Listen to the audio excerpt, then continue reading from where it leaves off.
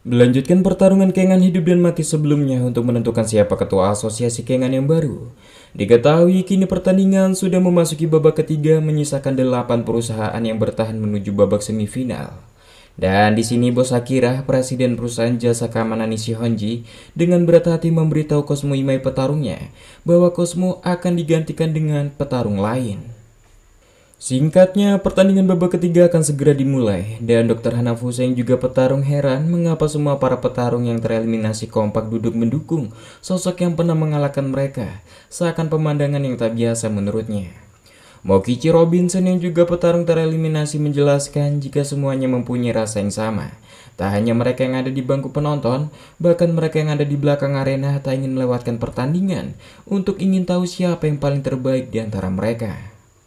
Sementara itu, Ohma di sini masih kritis akibat pertarungan sebelumnya, dan beruntungnya dengan pengobatan rahasia milik keluarga Kure, Ohma berhasil tersadar.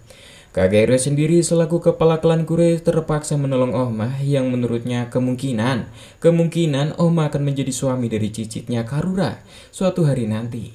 Jelas Karura sangat senang dia mendapatkan restu dari sang kakek dan tak sabar untuk membuat anak dengan Ohma. Singkatnya Payamashita masuk dan senang Ohma mulai membaik. Setelah sedikit basa-basi, Payamashita ingin sekali meminta Tokita untuk tak melanjutkan pertandingan karena kondisi Ohma yang tak memungkinkan. Sayangnya Ohma sudah mantap dengan jalan yang ia pilih karena sejak awal dia bertanding di turnamen ini karena keegoisan dirinya sendiri. Oleh karena itu, Ohma harus menyelesaikannya sampai akhir. Namun jelas, Ohma yang keras kepala membuat Payamashita sangat kesal dengan kondisi Ohma sekarang bisa saja makan mati melawan monster-monster di sana.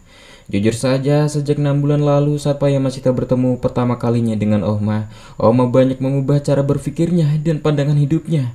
Sekaligus sudah Payamashita anggap sebagai teman bahkan keluarga baginya. Oleh karena itu, dengan sangat berat hati sekaligus seorang yang lebih tua, Payamashita meminta dengan tegas untuk Ohma keluar dari turnamen ini, bahkan dengan sangat-sangat memohon.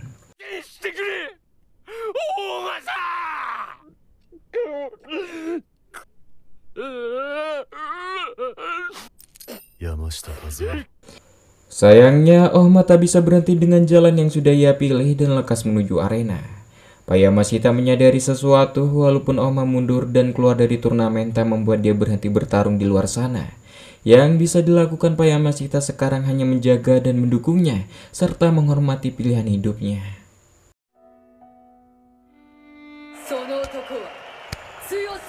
Kemudian ronde ketiga akan lekas dimulai, diawali pria dengan sebutan Asura yang tak kenal rasa takut, yang lahir dan besar di wilayah dalam, daerah yang paling berbahaya di Jepang.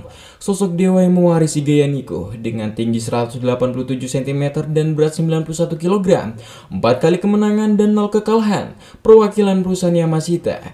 Dia adalah Ohma Tokita.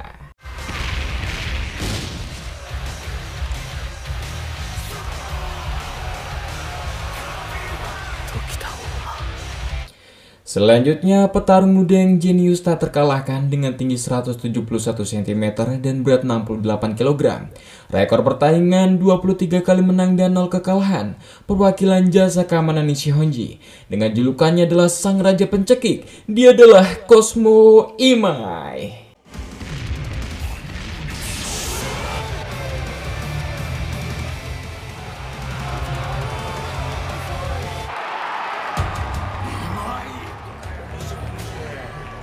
Jelas kemunculan Cosmo Imai yang tetap mewakili perusahaan Nishihonji membuat yang lainnya heran, padahal Cosmo masih cedera parah akibat pertarungan sebelumnya. Kemudian Shin mundur sebentar, yang nyatanya Okubula yang diutus atau diminta Pak Akira untuk menggantikan Cosmo Imai bertarung. Tapi sayangnya Cosmo masih kekeh ingin bertarung dan yakin dia mampu. Kemudian mengajak Okubo duel selama 5 menit untuk menentukan siapa yang layak untuk bertanding. Namun sekarang jika bisa berada di tengah arena sudah dipastikan Cosmo Imai lah pemenangnya. Menyadari mereka berdua sama-sama dalam kondisi yang kurang prima, Cosmo meminta Ohma untuk memberikan perlawanan yang menarik. Diawali berjabat tangan, dirasa sudah siap, pertandingan pun dimulai.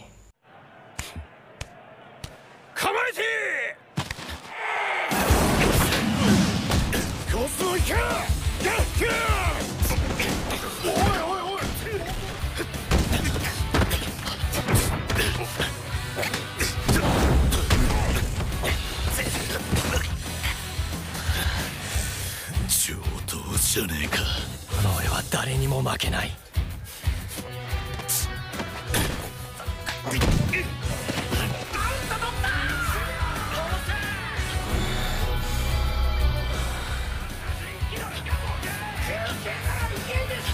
ちょっと膠着しただけで荒れとるな。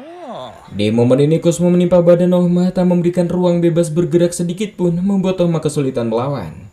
Namun tindakan itu membuat para penonton kesal. Cosmo terlalu bertele-tele, tak lekas menghabisi lawannya. Ryan Kuria lekas menghampiri dua penonton provokator itu, meminta mereka lebih tenang dan saksikan saja pertandingannya. Dan benar, Ohma mulai menarik nafas panjang setelah mengumpulkan sedikit energi, yang kemudian mencoba melepaskan diri, membuat Cosmo Imai sedikit kewalahan. Walau begitu, Cosmo berusaha keras membuat Ohma tak kabur dari jangkauannya.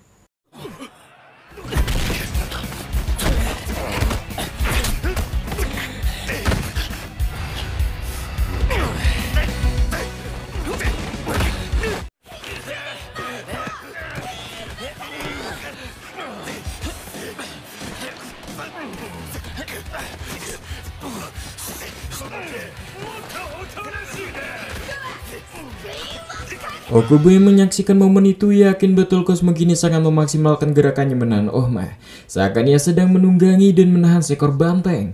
Terlebih Okubo ingat pertarungan sebelumnya untuk menentukan siapa yang maju. Cosmo yang kakak bertanding sangat mahir menggunakan zona kelemahan lawan, hingga mampu mengalahkannya dengan cepat. Sementara itu Cosmo sendiri menyadari tekniknya ini masih kurang lengkap, refleksnya masih kurang cepat seperti Seiso Akoya. Cosmo hanya mampu memprediksi 1 atau 2 langkah gerakan musuh ke depan. Walau begitu, Cosmo yakin dia bisa memaksimalkan akurasinya, dan dengan begitu dia bisa melawan balik serangan lawan.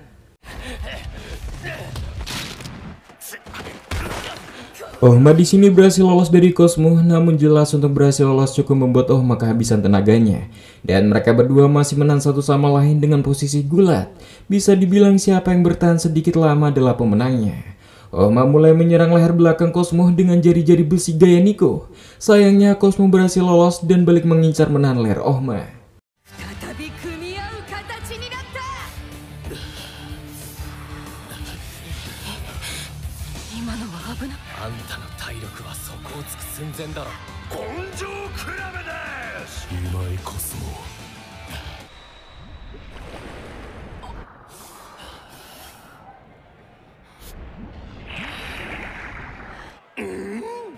Ohma berhasil lolos dengan teknik yang aneh. Banyak yang mengira Ohma lolos karena licin keringat di tubuhnya. Faktanya, teknik semangat bertahan ini sudah Ohma pelajari sejak ia berlatih teknik rahasia di Gunung Sekigahara. Waktu itu Ohma yang digembleng habis-habisan oleh Nico gurunya sudah sampai batasannya.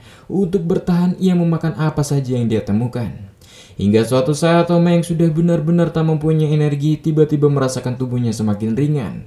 Nico gurunya memberitahu jika saat manusia sudah menggunakan semua energinya, maka baterai cadangan mereka akan aktif. Oleh karena itu, alih-alih menyimpan setengah kekuatan, maka coba gunakan semuanya sekali lagi. Yang kini Ohma mulai mengawali menyerang dengan gaya Nico, kilatan api surgawi.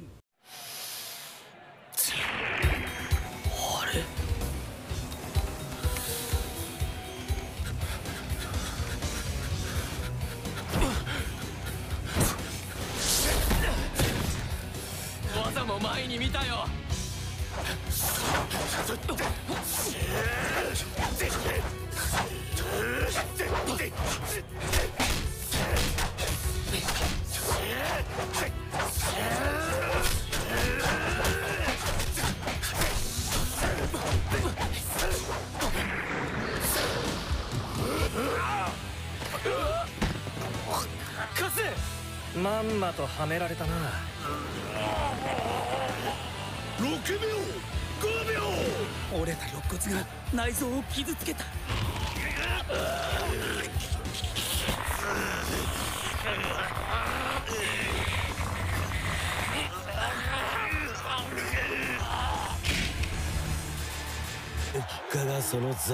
Cosmo nyaris mati akibat kuncian dari Ohma, namun ia berhasil lolos dengan mematahkan jari kanan Ohma. Untuk pertama kalinya, Cosmo berhasil mematahkan jari lawan. Sebelumnya ia gagal mematahkan tulang lengan Seiso Akoya di ronde kedua, membuat Cosmo semakin bersemangat. Ohma sendiri juga senang dengan semangat Cosmo yang sekarang. Guru Cosmo bernama Kuraishi ini kagum dengan Ohma. Menurutnya teknik dan kekuatan Ohma sangatlah luar biasa. Ohma sendiri tampaknya petarung yang tak peduli dengan uang ataupun ketenaran. Dia adalah tipe petarung yang bertarung hanya untuk menyempurnakan seni bertarungnya. Walau begitu, Cosmo Imai juga mempunyai semangat yang sama. Dia punya prinsip mencoba atau gagal. Ketika ia memilih mencoba, tak heran tekadnya ingin menang melampaui segalanya. Penolakan untuk kalah lebih kuat dari keinginan untuk menang, yang kini diawali Ohma menyerang.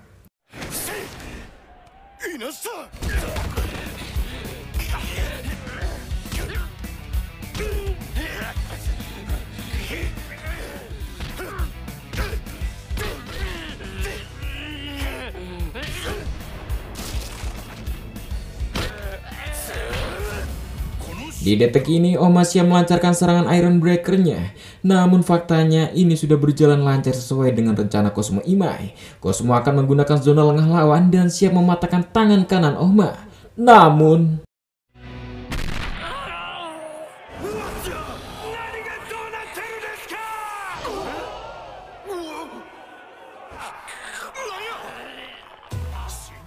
ya, sayangnya Ohma selangkah lebih maju memprediksi apa yang akan ingin dilakukan oleh Cosmo. Dan Ohma sengaja memberi umpan untuk kembali memitingnya. Yang kini Cosmo dalam situasi terdesak di mana tangan kirinya menjepit lehernya sendiri. Jelas Ohma tak akan membiarkan momen ini terlepas. Dan Cosmo heran mengapa dia yang dijuluki sang pecekik kini malah tercekik lawan. Dan berusaha keras melepaskan diri, tak mau kalah di babak ini.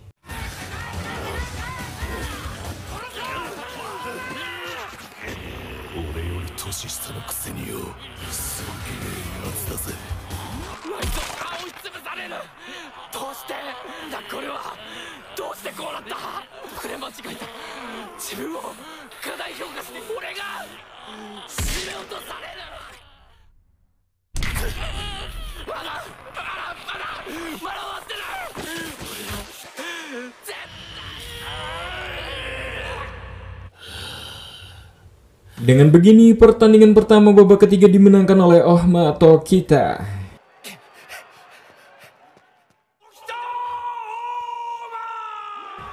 Singkatnya, Kuraishi menolong jari Ohma yang sempat patah dan kini agak baikan.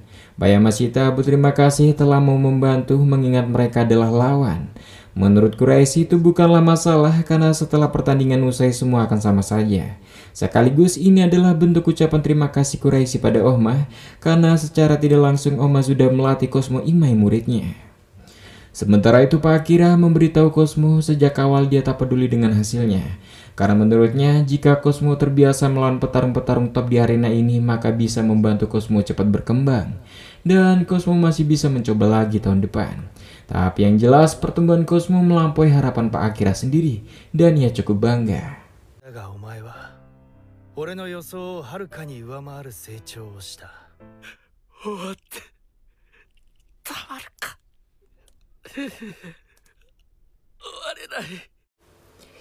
Kemudian Wakatsuki dari perusahaan farmasi Furumi mulai bersiap untuk gilirannya tiba.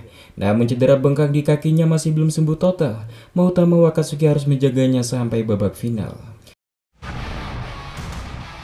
Singkatnya, pertandingan kedua babak ketiga lekas dimulai. Diawali sosok Hercules dari timur jauh, dikenal mempunyai tubuh manusia super, menyerang seperti macan, dengan tinggi 193 cm dan berat 193 kg, 308 kali menang dan 2 kali kalah, mewakili Furumi Pharma. Inilah dia, Takeshi Wakatsuki.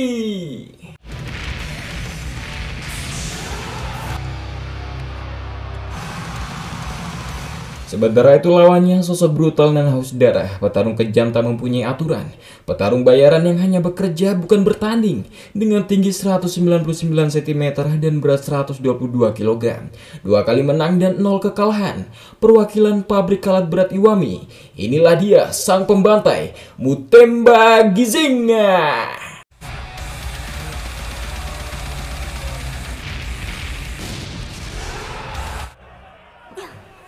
Di sini bos Mutemba bernama Togo Tomari sangat yakin pertandingan kali ini akan menarik. Dirasa sudah siap, pertandingan pun dimulai.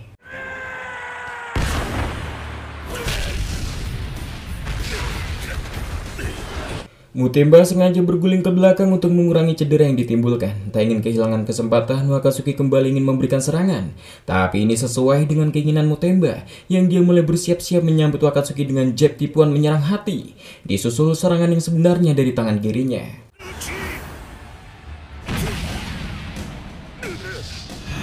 打てば後方に回転してかつ追撃2度目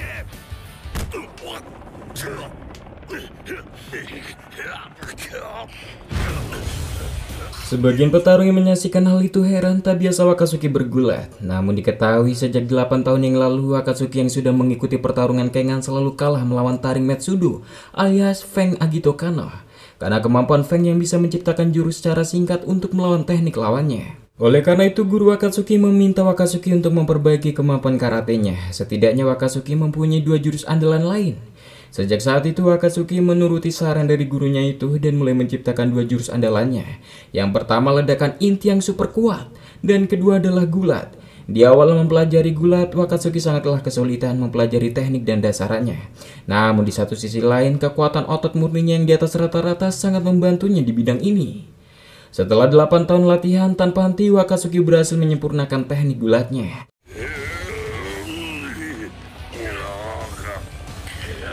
暁が組み技だと響きから逃げるのは至難の技だ Sempat yakin ini akan berhasil, faktanya Mutemba berhasil lolos dengan menyerang bagian titik Shenmen, bagian titik Yingling Quan. Hanafuse menyaksikan itu, dia yakin jika Mutemba mempunyai pengetahuan tentang pengobatan Tiongkok. Yang di sini Mutemba berusaha menghindar ajakan gula dari Wakatsuki lagi dan berencana membuatnya kelelahan.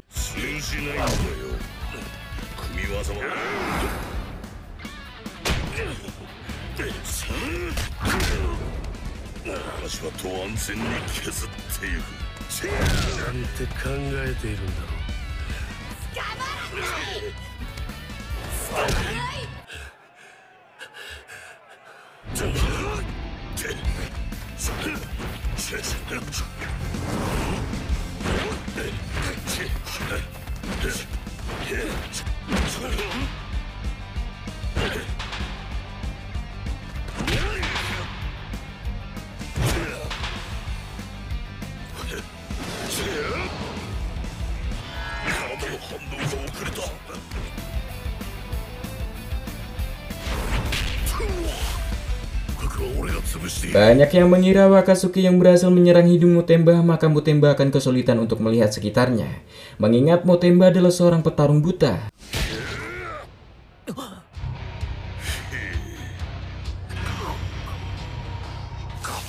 Faktanya, tanpa diketahui orang lain, Mutemba memiliki penglihatan yang baru. Sebelumnya, Ibu Togo Tomari, bosnya, sudah memasang mata prototipe buatan untuk melengkapi penglihatan Mutemba.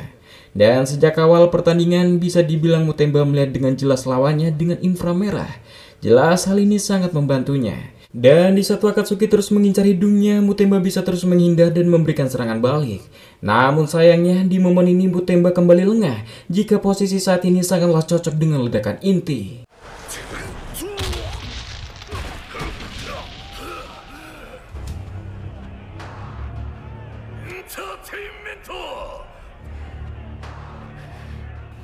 Faktanya Wakatsuki sudah kehilangan penglihatan sebelah kanan matanya. Bukan akibat serangan Mutemba barusan, melainkan pertarungan sebelumnya saat Wakatsuki melawan Julius Reinhold, bola matanya sempat mundur.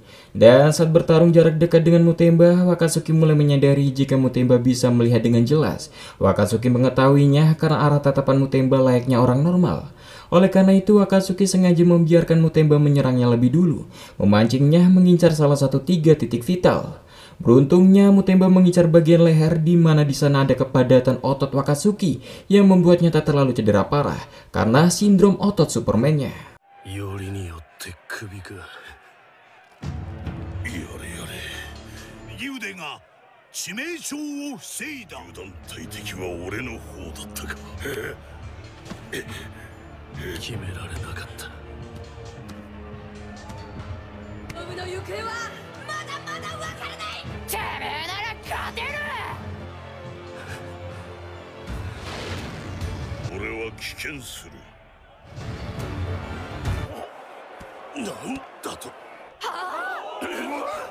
Semua terkejut ketika Mutemba memutuskan mundur dari arena. Ibu Togo Tomari masih berpikir positif itu hanyalah bagian strategi Mutemba, meminta Mutemba lekas habisi lawan. Namun faktanya Mutemba benar-benar mundur dari pertandingan tanpa penjelasan. Namun yang hanya perlu diketahui jika Wakatsuki dan Mutemba sangatlah berbeda tujuan. Wakatsuki adalah petarung pro, sementara itu dirinya tentara bayaran. Dan Junseki Bayashi mulai paham, seorang petarung memprioritaskan kemenangan, namun tentara bayaran memprioritaskan kelangsungan hidupnya. Dan karena Mutemba mundur, maka pemenangnya adalah Takeshi Wakatsuki.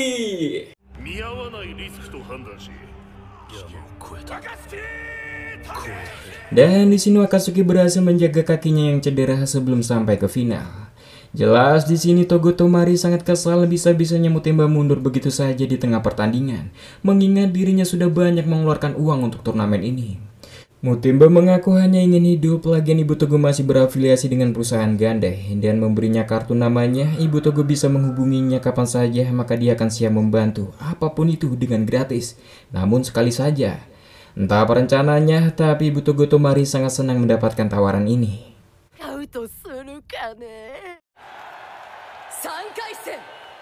Kemudian pertandingan ketiga, babak ketiga akan segera dimulai. Diawali petarung dengan gaya Kaiwan, gaya pembunuh dari Okinawa, sosok pencari kekuatan dahsyat. Dengan tinggi 185 cm dan berat 96 kg. 2 kali menang dan 0 kekalahan. Perwakilan Head Motors, inilah dia si tombak iblis, Gensai Kuroki.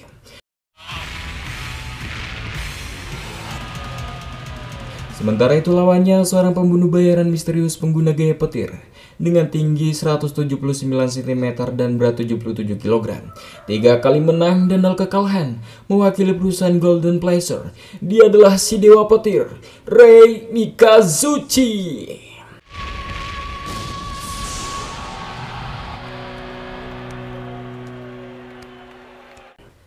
Rei ingat betul Gensai adalah pengguna gaya Kaiwan yang juga telah membunuh ayahnya dulu. Walau begitu, Rei tak akan balas dendam di turnamen ini, lagian dia sudah berjanji pada wanita yang dia cintai bahwa ia tak akan membunuh orang lagi. Namun ia akan tunjukkan pada Gensai bahwa gaya roh petir adalah teknik seni bela diri terkuat. Gensai sendiri senang dengan cara berpikir Rei, dan dirasa sudah siap, pertandingan pun dimulai.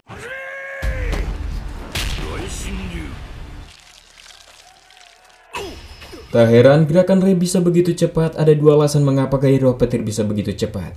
Yang pertama, ritual yang berat untuk menguasai gaya roh petir, dan jika berhasil maka gerakan penggunanya seakan bisa menyatu dengan petir. Hal itu semacam hipnosis diri, sama seperti jurus penghapusan milik Ryan Kure. Dengan menghilangkan batasan-batasan manusia dari otak, ia mampu memaksimalkan potensi penuh di tubuhnya. Hal itu sama dengan gaya roh petir. Dan yang kedua, karena kaki mereka terlatih khusus untuk berlari cepat sejak usia muda. Namun sayangnya gerakan ini memberikan tekanan yang besar dan penggunanya hanya bisa mempertahankan kecepatan selama sepersekian detik saja. Namun itu bukanlah masalah. Mikazuchi Rei.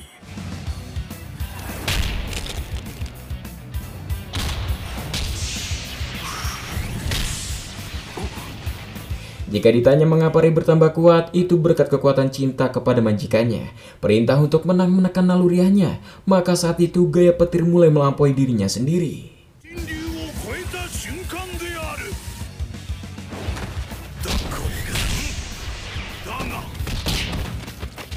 Namun fatal jika meremehkan Gensai, mengingat Gensai Kuroki adalah benteng yang tak tertembus.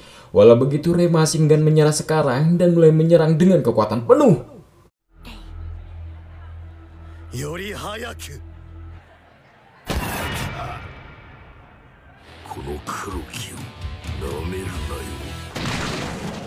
Perlu diketahui, periode kerajaan Ryukyu, gaya Kaiwan diciptakan untuk melawan klan Satsuma, di mana prajuritnya pengguna pedang.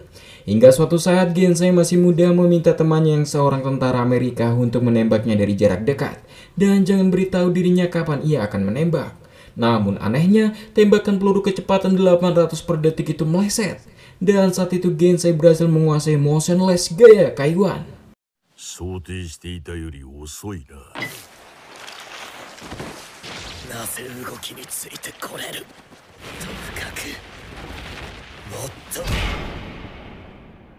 黒木も含めて Siapa sangka Gensai sudah bersiap menahan serangan Rei Mikazuchi, atau sederhananya bergerak sebelum lawan bergerak. Misal, jika menunggu sampai musuh menembak maka sudah terlambat. Maka untuk menghadapi tembakan, maka aksi yang paling tepat adalah prediksi kapan musuh akan menembak dan bergerak sebelum itu. Tak hanya pada gaya Kaiwan, teknik ini banyak digunakan pada seni bela diri yang lain untuk memprediksi tentang serangan masa depan. Namun satu-satunya orang yang bisa menggunakan sampai di level ini hanyalah Gensai Kuroki seorang. あれは先読みの極致だ。完成度が違いすぎる。より早く時に愛はより深く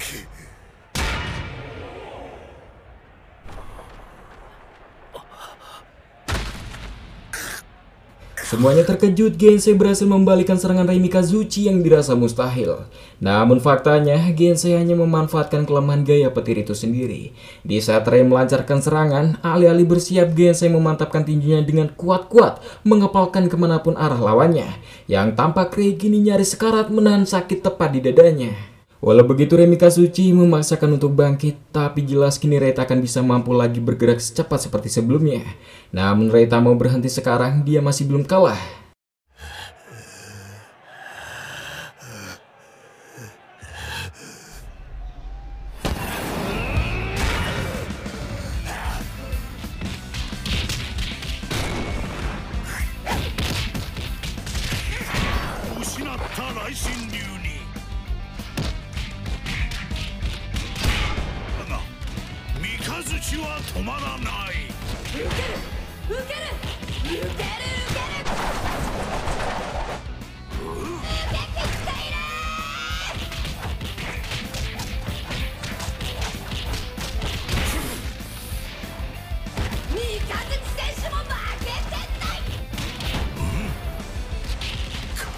Jika ditanya kenapa Rei masih terus bertarung, pertama karena harga dirinya sebagai guru seni bela diri Gero Petir. Kedua, untuk melampaui orang yang pernah mengalahkan ayahnya. Yang terakhir, untuk menepati janjinya kepada wanita yang dia cintai, Nona Rino. Rei menyadari dia terikat 3 beban tersebut, hasrat, cinta, dan harga diri. Namun sayangnya serangan fatal mengakhiri perjuangannya.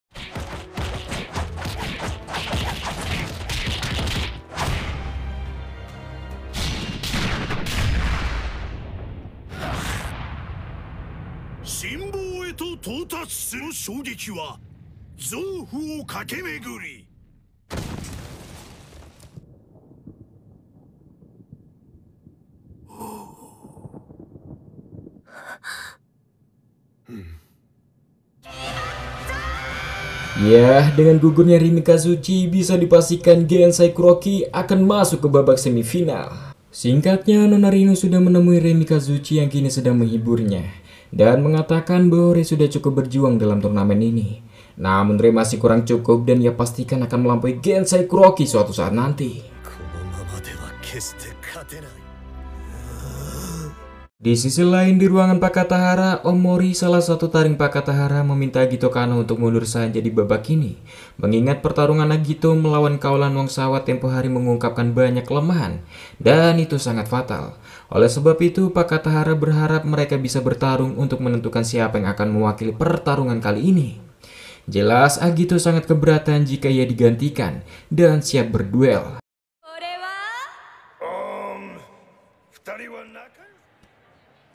Sementara itu di arena, Ohma membantu Senatsumi untuk pemanasan sebelum pertarungannya. Jelas pemandangan ini sangat tak biasa untuk sesama petarung. Hingga semua penonton dibuat terkejut ketika serangan Ohma yang semakin cepat, namun Senatsumi bisa menghindar nyaris seperti tak bergerak. Ya, mau jubun dah. Singkatnya, pertandingan terakhir ronde ketiga akan dimulai. Diawali petarung misterius yang bertarung sesuai suasana hatinya saja, pengguna gaya Aikido dengan tinggi badan 178 cm dan berat 84 kg. Dengan rekor pertandingan 41 menang dan 15 kali kalah, mewakili perusahaan Nogi Group. Inilah dia, si awan mengapung, Senatsumi.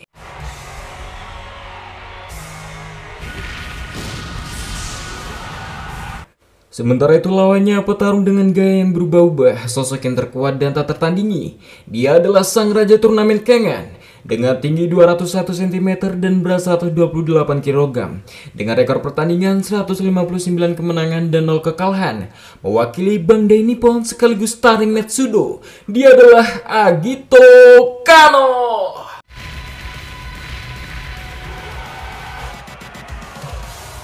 Ya, nyatanya Mori berhasil dikalahkan Agito Kano membuatnya bisa mewakili turnamen. Walau Agito mampu membuktikan dia bertambah kuat, namun Takayama yang juga taring Metsudo menyadari jika Agito semakin lemah dalam beberapa hal. Namun tak ada yang tahu hasil akhirnya. Di momen ini tampak jelas perbedaan ukuran mereka jauh berbeda 20 cm. Namun Sen Hatsumi tampak yakin dalam pertarungan ini. Dan dirasa sudah siap, pertandingan pun dimulai.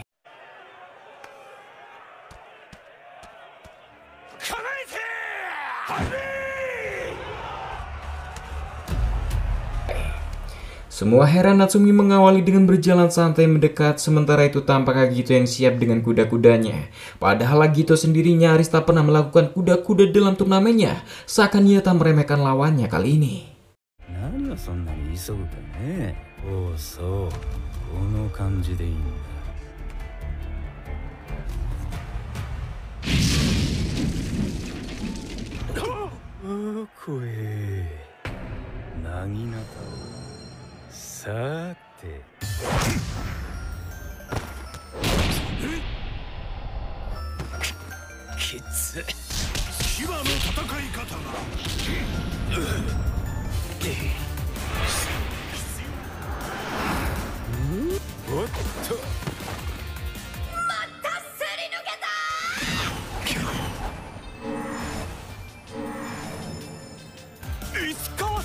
Sekali lagi Hatsumi menggunakan gerakan yang sama saat pemanasan dengan Ohma untuk menghindari dari serangan lawan Agito Kano.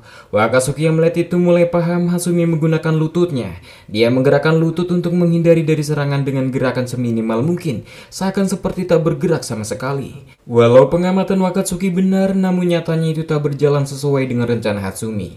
Itu karena gaya bertarung Agito Kano yang telah berubah drastis, di mana Agito tak mau mengambil umpan bertarung jarak dekat, dia hanya menyerang untuk mengukur jarak yang efektif untuk mengenai sasaran. Dan dirasa tak ada jalan lain, Hatsumi mulai mengubah strateginya untuk mendekati paksa Agito Kano.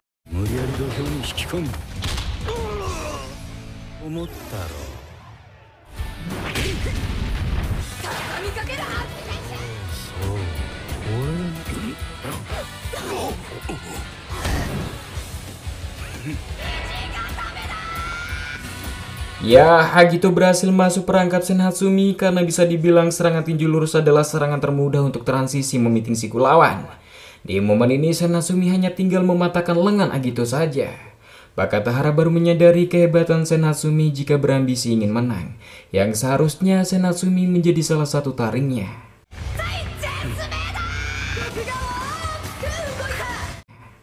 Kemudian scene berpindah 13 tahun yang lalu saat umur Sen Hatsumi masih 28 tahun, di mana ia sempat direkrut masuk menjadi pengawal pasukan pribadi Bakatahara Metsudo. Tak hanya Sen Hatsumi, namun banyak rekrutan baru yang bergabung dan berlatih bersama-sama. Namun hanya segelintir peserta saja yang memenuhi syarat yang akan dipertimbangkan sebagai kandidat menjadi taring Metsudo berikutnya. Saat itu Sen Hatsumi dipilih langsung oleh Bakatahara, mengetahui Sen Hatsumi sering terlibat pertarungan bawah tanah di seluruh dunia dan akan bergabung dengan kandidat lain untuk menjadi taring Metsudo. Namun sayangnya seminggu bekerja Sen Hatsumi sudah bosan dan memutuskan keluar. Panogi baru tahu jika Bakatahara mempunyai hubungan masa lalu dengan Sen Hatsumi. Beruntungnya Bakatahara tak menjadikan Sen Hatsumi sebagai petarung, mengingat suasana hati Sen Hatsumi yang sering berubah-ubah. Dan hal itu memberikan banyak masalah bagi Panogi sendiri. Kembali pada mereka yang menurut Payamashita ini hanyalah masalah waktu saja sebelum sendi Agito Kano hancur. Bahkan jika Agito mencoba melepaskan diri, Hatsumi bisa lekas menyerang titik vitalnya. Namun Kano melakukan tendangan roundhouse setengah lingkaran dari posisi yang nyaris mustahil. Sayangnya momen inilah yang ditunggu-tunggu oleh Sen Hatsumi dan berencana mengincar 3 titik vital berturut-turut. Namun sayang hal itu membuat jarinya patah.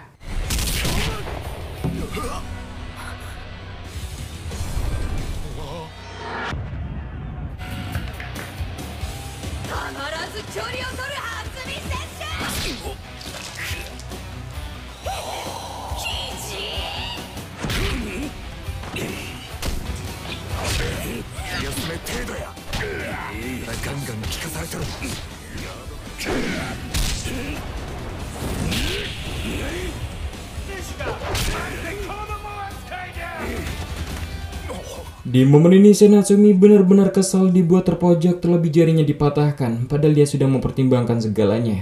Mengingat sebelum turnamen Kengan, Senatsumi pernah pamit pada Panogi bahwa dia akan pergi agak lama untuk penyesuaian diri. Faktanya Senatsumi pergi ke gunung berlatih dengan keras lebih keras daripada biasanya. Padahal bekerja keras adalah sesuatu yang ia benci, namun Senatsumi harus lakukan apapun yang akan lakukan untuk bisa mengalahkan Agito Kano. Dan Senatsumi yang mulai mengingat tujuannya mengikuti turnamen mulai berencana akan segera menyelesaikan pertarungan ini. サクッと勝たねえと出せよな。タイミングを狙っていた。受け身は取らせねえ。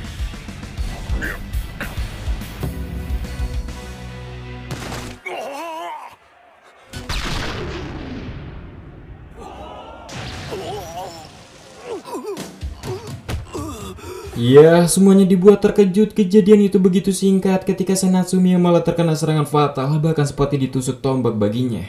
Itu diawali Omori yang kalah ketika duel sebelumnya. Omori mengaku gaya bertarung Agito Kano yang tak mempunyai bentuk memungkinkan menangani lawan manapun. Sayangnya hal itu memiliki resikonya sendiri. Sederhananya, memiliki banyak pilihan teknik bukan berarti selalu baik, namun malah membuang-buang waktu untuk memutuskannya.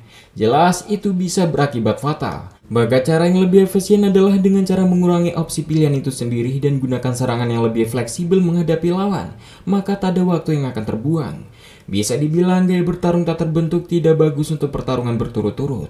Namun semuanya masih penasaran teknik apa yang akan digunakan Agito Kano untuk memberi serangan balik pada Senatsumi di posisinya yang mustahil. Hatsumi to douji ni ugoita. Ina, hayaku.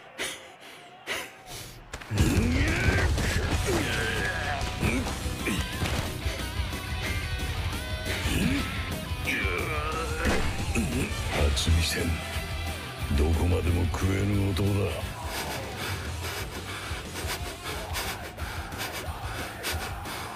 今、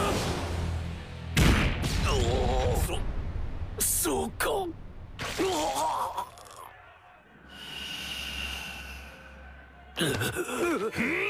こいつ今。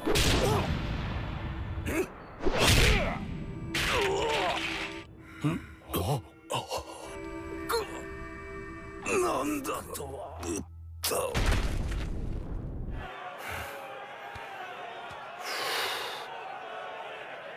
勝者カノ。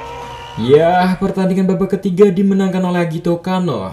Dengan begini Agito akan maju ke babak semifinal. Omori tak heran Hasumi berakhir dengan serangan tinju 1 inci. Tinju 1 inci sendiri digunakan dari jarak dekat dengan gerakan sekecil mungkin. Hal itu jelas tampak mustahil. Namun untuk orang sehandal Agito Kano, dia bisa meluncurkan tenaga yang kuat bahkan dari jarak mendekati 0 sekalipun. Hal itu membuktikan jika Kano berada di level yang lain.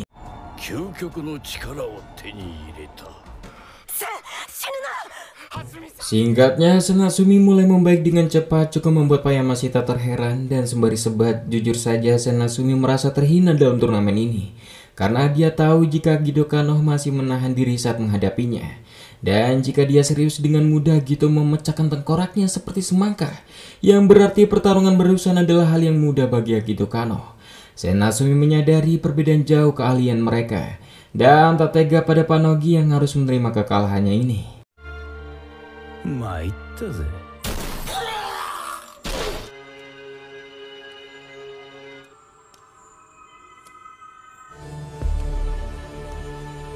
Singkatnya, semua tamu dan para peserta beristirahat dan bersantai untuk menyaksikan pertandingan semifinal esok. Sementara itu kembali pada sosok Setsuna Kiryu yang masih belum bisa melupakan Ohma Tokita. Mengingat dahulu Ohma bak dewa ganas yang menyelamatkan dirinya dari kematian saat organ dalamnya ingin diambil oleh orang tuanya. Sejak itu Setsuna sangat terobsesi pada Ohma, namun bayangan gurunya Ohma Niko Tokita selalu menghalanginya. Terlebih Setsuna benci dengan Niko karena gara-gara Niko, Ohma yang dia kenal ganas kini menjadi lunak. Tak lama kemudian Setsuna sudah dikepung petugas keamanan asosiasi Kengan karena Setsuna sudah menyerang beberapa petugas dan dianggap sebagai individu berbahaya. Namun Setsuna yang bisa dibilang mentalnya kurang waras melihat semua para petugas itu layaknya Niko yang ia benci. Spontan Setsuna menghabisi mereka semua. やはり全部お前の仕業だったんだ。Singkatnya, Setsuna menghampiri Bushion bosnya dan asistennya Tomoko, meminta mereka berdua lekas pergi dari pulau ini karena sangat berbahaya, dan memberitahu jika turnamen ini hanyalah konspirasi yang sudah diatur sejak awal. Ibu Sion di sini berpura-pura berterima kasih telah diingatkan dan mereka akan baik-baik saja, ungkapnya. Ibu Sion sendiri mencoba bersikap santai tak ingin memprovokasi Setsuna, karena menurut Ibu Sion, Setsuna memanglah sudah gila bahkan sejak awal. Di sisi lain, Pak Yamashita dan dua temannya yang juga bos perusahaan yang sedang mabuk dibuat heran mereka tak bisa masuk menuju hotel dan diminta berjalan memutar seakan ada situasi yang berbahaya. Di sini Pak Yoshitake meminta Pak Yamashita waspada karena situasi turnamen yang masih panas, mengingat perusahaan Yamashita masih belum gugur. Mendengar nasihat itu, Pak Yamashita lekas buru-buru ingin menemui Ohma. Karena beberapa jalan sudah ditutup, Pak Yamashita terpaksa mencari jalan pintas menuju rumah sakit. Namun sayangnya Pak Yamashita tersesat dan tak sengaja bertemu dengan Setsuna di sana. Setsuna di sini memberitahu Pak Yamashita jika ada musuh yang sedang mengincar Ohma, bahkan jauh sebelum diadakan turnamen ini.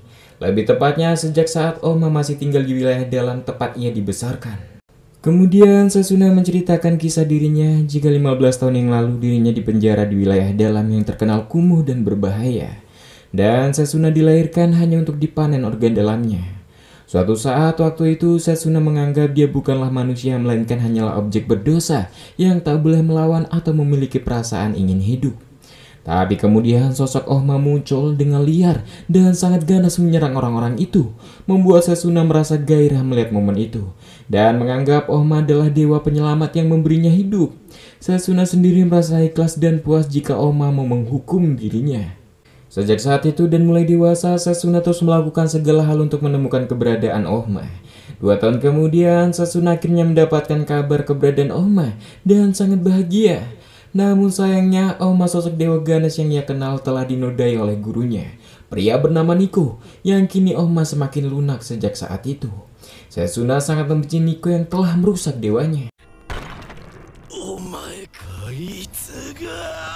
Di sini Pak Yamashita baru ingat jika Ohma mempunyai guru bernama Nico, namun rasanya gurunya sudah lama meninggal. Setsuna membenarkan dan Nico tewas saat duel melawan guru Setsuna 10 tahun yang lalu. Setsuna kira Nico memanglah sudah tewas, namun ternyata belum. Dia terus-terusan berubah wujudnya untuk menghalang-halangi dirinya, berkali-kali membuat Setsuna sangat muak dan berencana akan membunuhnya. Di momen ini, Pak Yamashita mulai mengerti jika Setsuna kini mentalnya sedang terganggu. Pak Yamashita meminta Setsuna untuk jangan kehilangan jati diri dan berjanji akan membantu hubungan Setsuna dan Ohma agar semakin dekat. Namun di saat itu juga Setsuna kembali kambuh. Dia melihat bayangan Nico di tubuh Pak Yamashita dan spontan menyerang.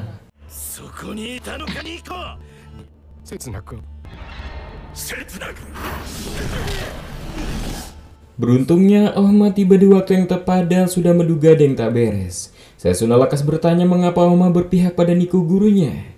Mendengar Setsuna yang kembali mengungkit tentang gurunya, Ohma tak heran karena Setsuna sejak dulu memang sudah rusak tak jelas. Meminta Pak Yamashita untuk mundur, di sini Ohma merasa bersalah telah membuat Setsuna seperti ini.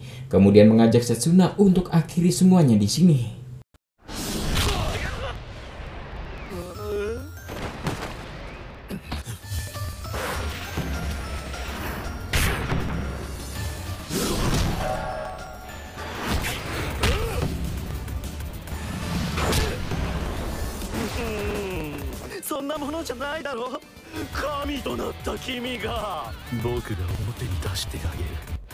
Kemudian scene berpindah ke 10 tahun yang lalu di mana Ohma menggunakan jurus terlarang gaya Nico, yaitu pinjaman nyawa atau yang dikenal dengan dirasuki dewa. Dengan teknik itu, petarung mengaktifkan jantung dengan tekad mereka untuk melepaskan kekuatan yang lebih besar daripada manusia normal. Namun sayangnya langkah itu juga mengakibatkan kerusakan otak parah dan gangguan memori. Oleh sebab itu jurus itu dilarang dalam gaya Nico. Saat itu Ohma yang ditemui oleh Setsuna yang tiba-tiba menyerang membuat Ohma sangat kesal dan nyaris akan membunuhnya. Setsuna sendiri tak melawan karena tujuan dan impiannya adalah ingin dihabisi dan dihukum oleh dewa ganas pujaannya, Ohma Tokida. Namun saat itu Nico gurunya datang meminta Ohma hentikan jurus terlarang itu. Sayangnya karena gangguan memori, Ohma tak ingat semua orang, membuat Nico menghentikan jurus itu secara paksa.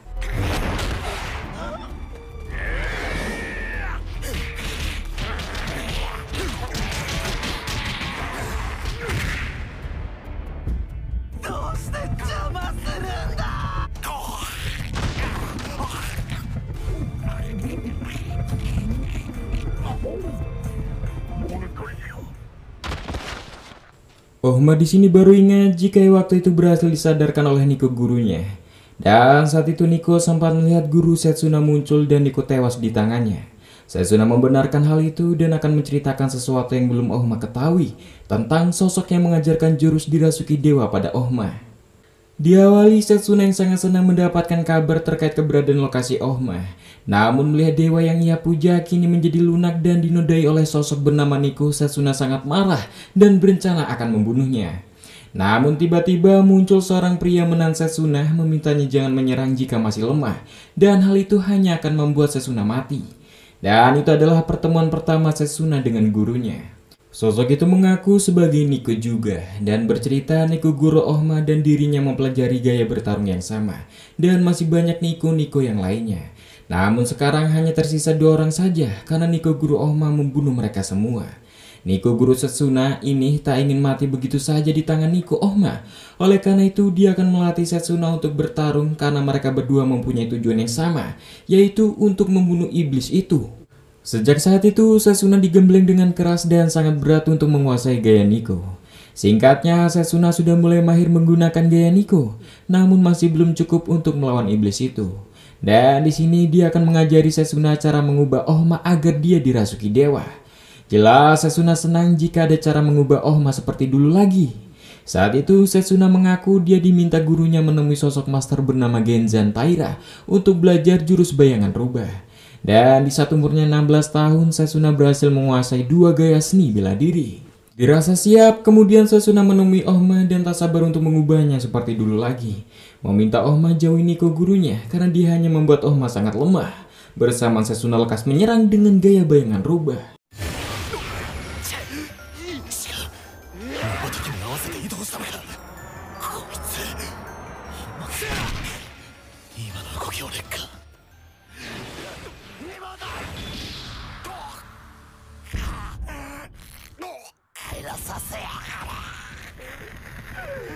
Dengan jurus lapak tangan raksasa, Setsuna berhasil memacu jantung Ohma, membuatnya memasuki jurus dirasuki dewa dan benar-benar sangat marah.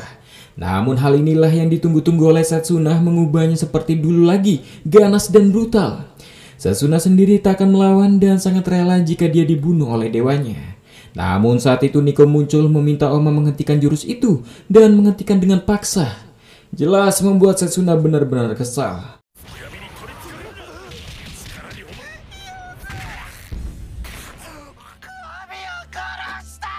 Di sini Ohma baru ingat saat sebelum ia pingsan dia melihat sosok itu tiba, yaitu Nico guru Setsuna. Dan prediksi Nico guru Setsuna salah, ternyata jurus kerasukan dewa tak bisa membunuh Nico. Dan Nico sendiri sudah menduga itu pasti adalah ulahnya. Kemudian mereka mulai berduel sampai akhir untuk menentukan Nico yang terakhir.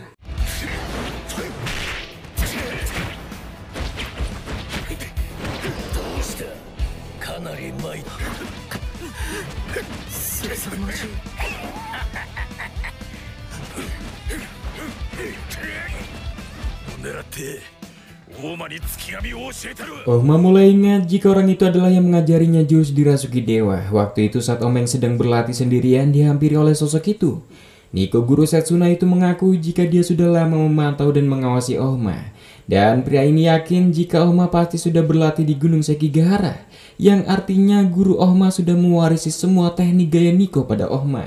Sosok itu meminta Ohma lupakan saja teknik payah orang itu karena dia adalah Nico yang asli, sembari mempraktekkan gaya Nico dan memberinya dasar memasuki jurus pinjaman nyawa atau dirasuki dewa.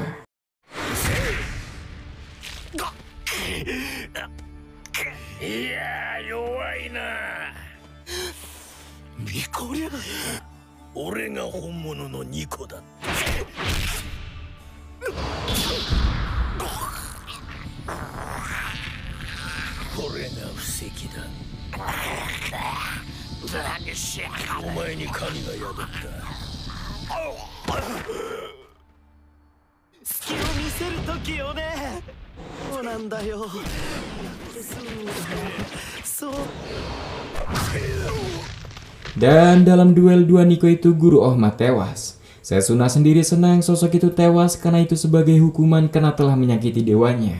Masita lekas menyelah meminta Setsuna hentikan konflik ini. Lagian Nico guru Ohma sudah lama tewas. Meminta Setsuna sadar jika Nico sudah tak ada lagi di dunia ini.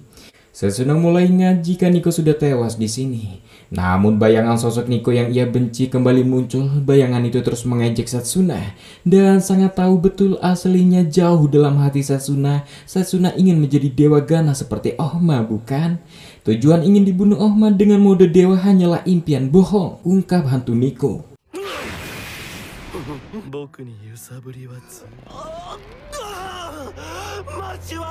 Ohma benar-benar kasihan pada Setsuna yang hidupnya hancur ketika dia bertemu dengan orang yang mengaku Nico asli dan dimanfaatkan olehnya. Setsuna sendiri mulai merasa bergairah untuk memulai kembali pertarungan di mana mereka berdua bisa saling membunuh sampai akhir. Ohma meminta Masita lekas mundur sembari bersiap untuk meladeni Setsuna. Yang seketika suasana berubah menjadi arena kengan, tampak ada Ibu Shion dan Tomoko yang hadir mendukung. Tapi jelas sekali lagi itu hanyalah bayang-bayang dari Setsuna saja yang sejak awal ingin bertemu dengan Ohma di arena.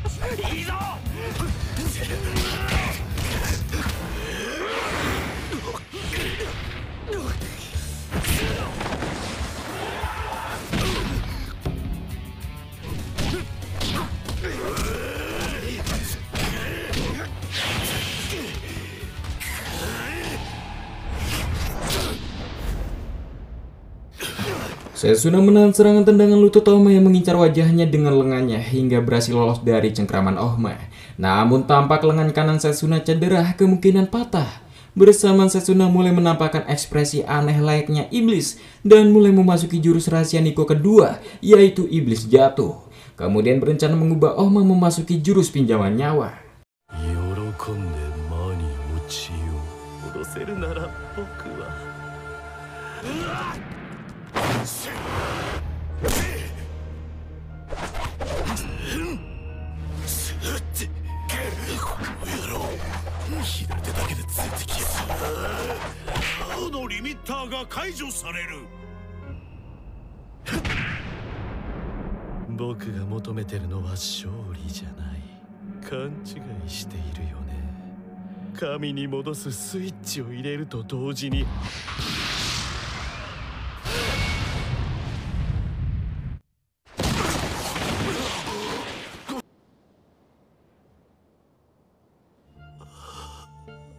Sayangnya walau Setsuna sudah menggunakan jurus iblis jatuh, Ohma masih bukan tandingan Setsuna. Dan sangat senang jika Ohma mau mengakhiri hidupnya sekarang, namun Setsuna bingung mengapa Ohma masih tampak lunak tak dirasuki dewa. Ohma tak bermaksud menolak mengaktifkan jurus pinjaman nyawa, tapi Nico gurunya meminta dirinya untuk tak sembarang menggunakannya. Ohma akan selalu menggunakan jurus itu, namun di waktu yang benar-benar tepat, sembari mengakhiri semua ini dengan gaya Nico. Jelas Setsuna tak sudi mati dengan gaya Nico ini. Dan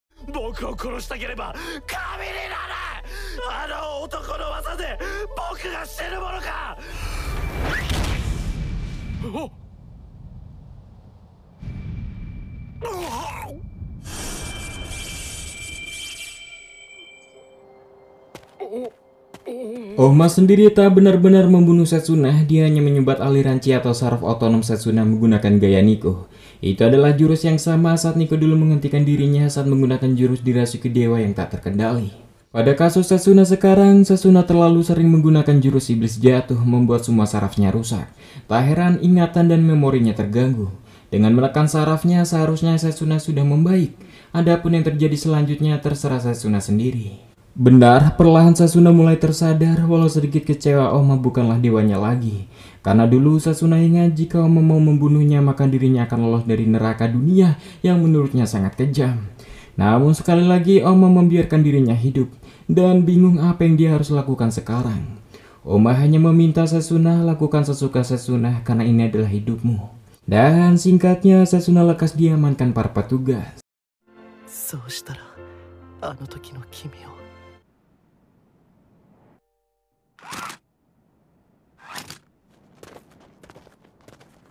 Bersama Nona Kiyama datang, Oma Hambruk muntah-muntah darah efek serangan Sasuna sebelumnya yang sempat mengenainya. Dirasa tak memungkinkan, Payamasita sangat-sangat memohon untuk Oma mundur saja dari arena karena sangat membahayakan bagi kondisi Oma. Sayangnya, Oma tetap menolak karena ini adalah hidupnya. Meminta Payamasita biarkan dirinya melakukan apapun yang dia putuskan. Lebih tepatnya, Oma ingin membuktikan Gaeni kepada semuanya dan juga tentang perusahaan kita. 俺たちの強さを山下和夫行こうぜ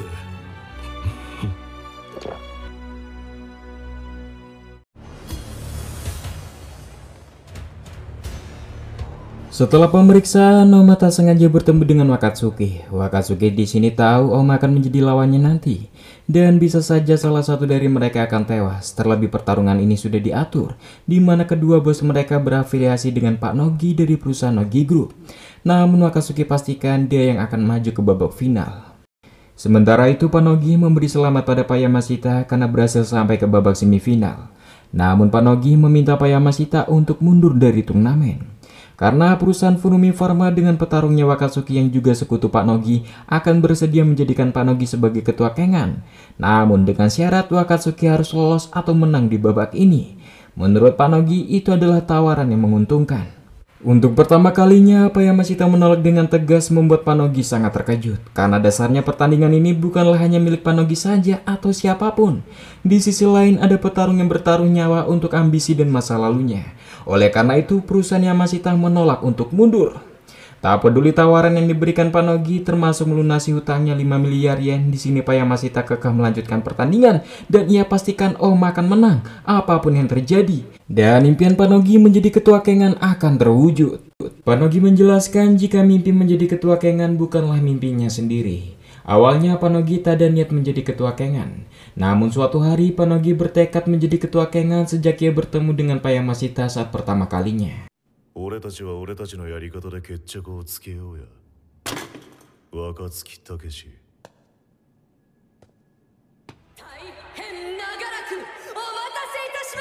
Singkatnya, pertandingan semifinal hidup dan mati tiba. Diawali petarung pengguna gaya Nico sejati dengan tinggi 182 cm dan berat 85 kg. Dengan rekor pertandingan 5 kemenangan dan tak pernah kalah, perwakilan perusahaan Yamasita dengan julukan Asura. Inilah dia, Ohma Tokita.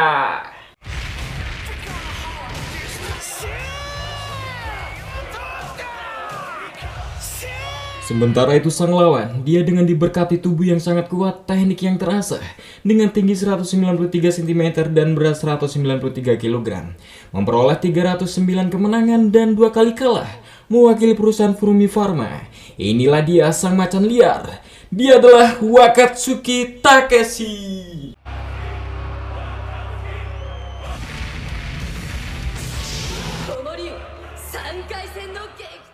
Di momen ini, kedua petarung sama-sama merasakan sensasi yang berbeda dengan lawan-lawan mereka sebelumnya. Dan tanpa basa-basi, pertarungan pun dimulai.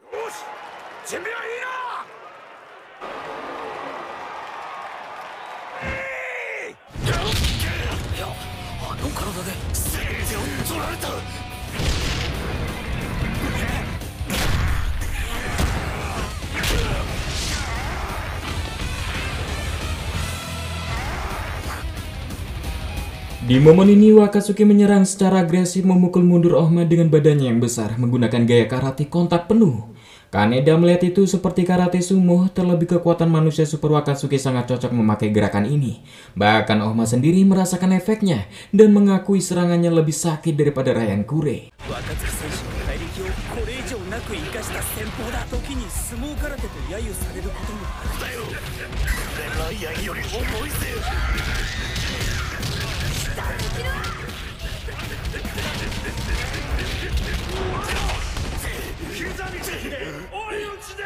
Semua heran Wakatsuki tak ingin melanjutkan menyerang setelah lawannya terlempar dan memilih menunggu. Dugaan mereka, Wakatsuki menghindari pertarungan bawah mengingat Ohma sebelumnya mengalahkan Cosmo Imai di tanah. Jelas hal itu membuat mereka kagum dengan petarung senior itu yang memikirkan hingga demikian.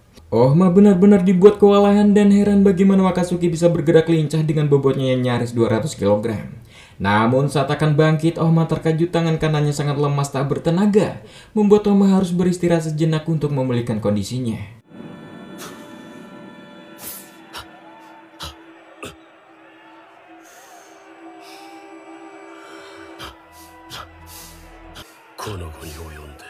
Di sisi lain, Panogi yang menyaksikan pertandingan itu menyimpulkan meskipun Ohma menang, Ohma tak akan bisa bertarung di final dengan cedera parah seperti itu.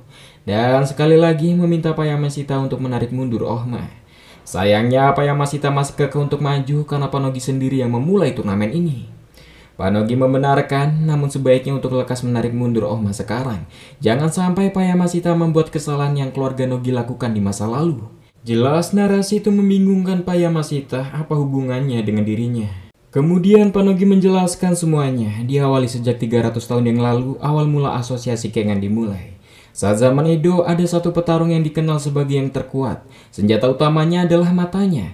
Dia memiliki kemampuan melihat serangan apapun lawan setingkat manusia super. Petarung itu sendiri dipekerjakan oleh leluhur Panogi bernama Eikichi Nogiya, sebagai imbalan atas dukungan keluarganya yang merupakan para samurai yang telah gugur. Sosok itu bernama Ichinoshin Yamashita, yang faktanya petarung itu adalah leluhur dari Pak Yamashita sendiri. Setelah keluarga Ichinoshin selamat, dia berjanji akan setia abadi pada Nogiya Eikichi leluhur Panogi. Begitupun dengan Eikichi, dia menaruh kepercayaan penuh pada Ichinoshin. Hal itu membuat persahabatan mereka melebihi atasan dan karyawan. Namun suatu saat Ichinoshin mendapatkan kabar dari Eikichi jika turnamen asosiasi Kengan kembali diadakan, mencari ketua baru. Dan di sini Eikichi terkejut, ternyata Ichinoshin sedang terluka akibat pertarungan di bulan lalu. Namun Ichinoshin tak menganggap ini serius dan siap mengikuti turnamen. Namun itu adalah awal dari tragedi.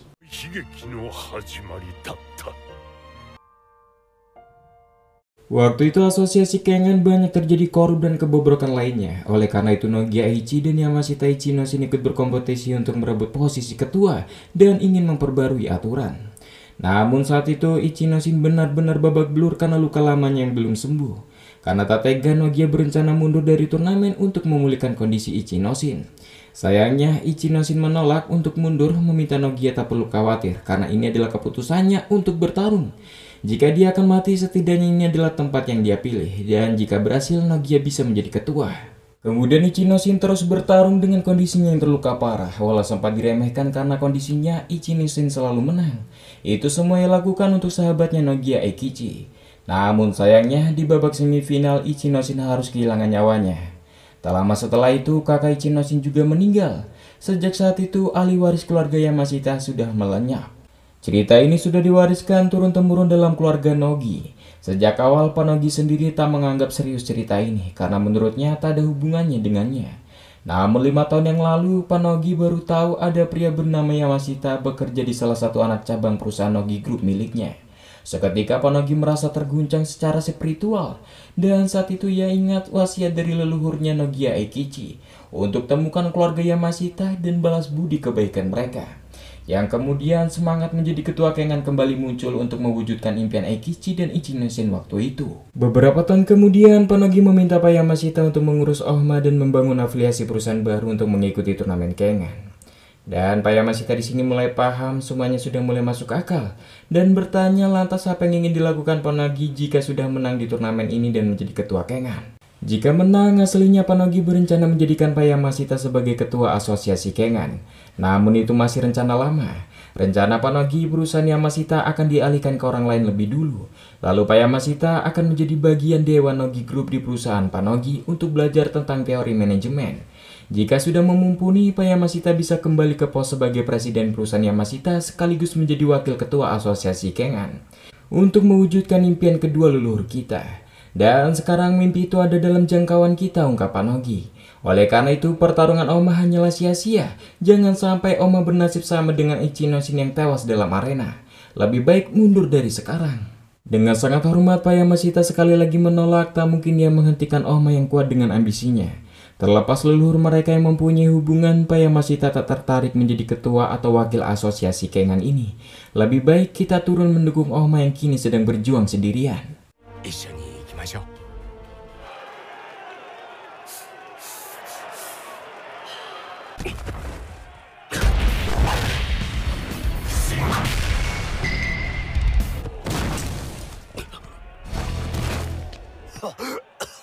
どういうことだ。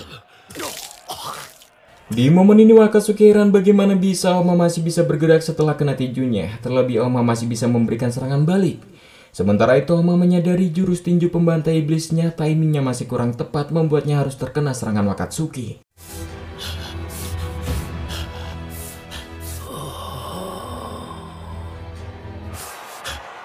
Perlu diketahui jika jurus pembantai iblis bukanlah teknik serangan balik biasa karena bisa menangkis kekuatan serangan lawan. Cara kerjanya menggunakan kontrol aliran untuk mengubah arah kekuatan.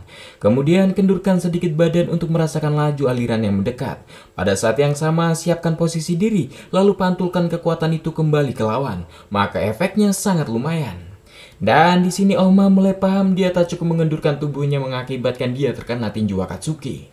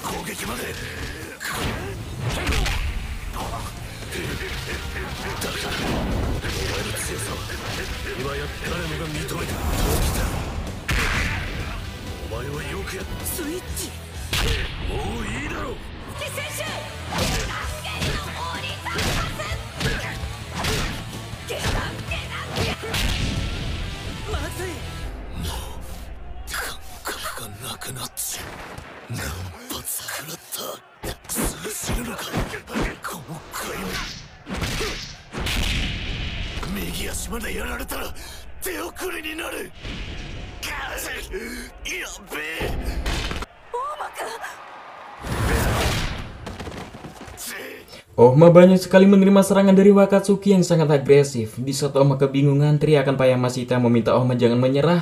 Hal itu cukup membangkitkan semangat juangnya. Jelas, momen ini mengingatkan Panogi ikatan batin seperti Nogia dan Ichinoshin di masa lalu.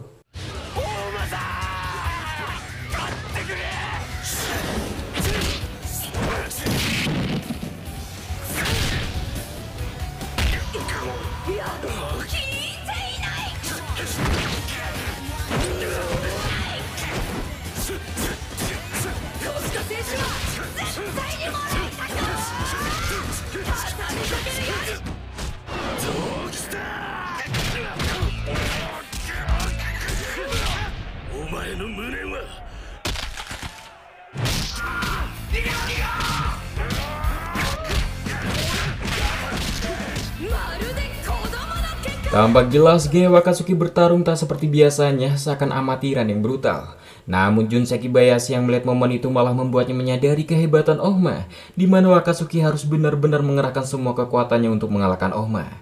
Sementara itu Wakatsuki sendiri tak mau melewatkan sedetik pun momen, mengingat Ohma lah yang telah mengalahkan Ryan Kure dan Cosmo Imai.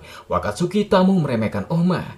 Bersamaan Ohma yang menemukan celah yang tepat untuk menggunakan jurus pembantai iblis 4 elemen secara sempurna.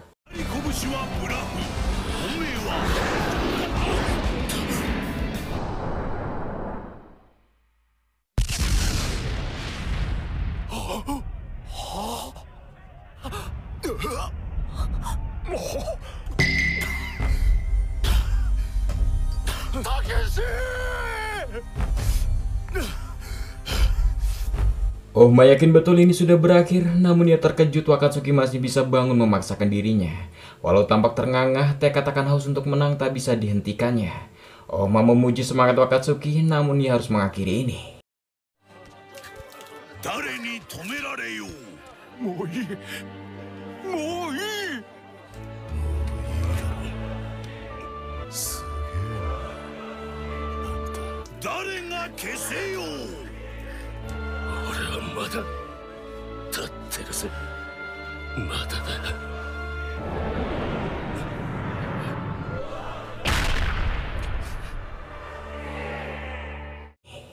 Di sini Wakatsuki mengaku lengah tak menyadari Tokita menggunakan serangan balik yang rumit.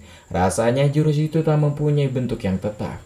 Wakatsuki sempat mengira Oma akan balik menyerang dengan tinju, namun dia merubahnya dengan tendangan.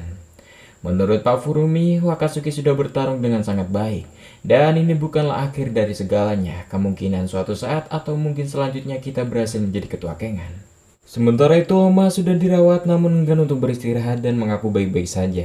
Selain kagum, Hanafusa juga sudah tahu kondisi organ dalam tubuh Oma yang sudah sangat parah akibat jurus terakhir yang digunakan oleh Oma. Kemungkinan jika Oma menggunakan jurus serangan balik pembantai iblis di turnamen berikutnya sama saja itu dengan bunuh diri. Hanafusa yakin Oma tahu resiko yang dia hadapi. やれやれ手のかかる患者だ。 Singkatnya, pertandingan semifinal terakhir akan dimulai. Pakatara Metsudo tak menyangka bos perusahaan Motorhead Kirimi Takakaze bisa sampai ke babak ini. Aslinya Pak Takakaze ini tak berminat mengikuti turnamen perebutan kekuasaan ini.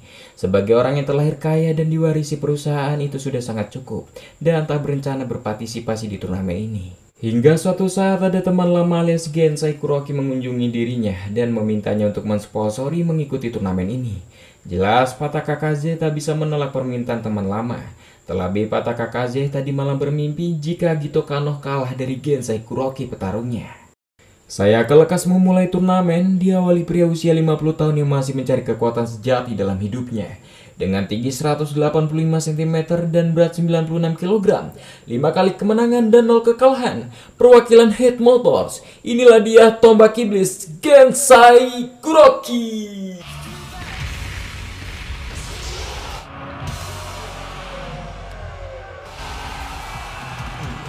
Sementara itu lawannya adalah sosok legenda yang tak terkalahkan sang kaisar pertarungan dengan tinggi 201 cm dan berat 128 kg, 5 kali kemenangan dan 0 kekalahan, perwakilan Bandai Nippon. Inilah dia Shitari Metsudo, Agito Kano.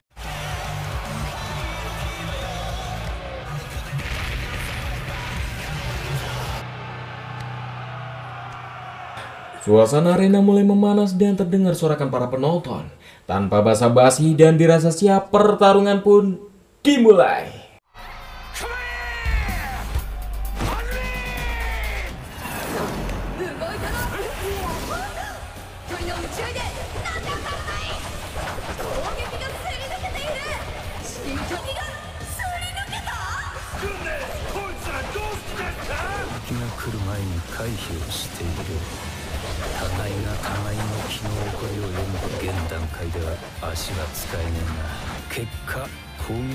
Di momen ini kedua petarung sama-sama mampu menghindar dan memberikan serangan satu sama lain. Seakan serangan mereka terlihat seperti hanya lewat begitu saja, bahkan mereka tak bergerak. Dia yang mempunyai insting lebih baik maka akan lebih unggul. Namun di sini serangan Agito mulai mengejar mengenai Gensai.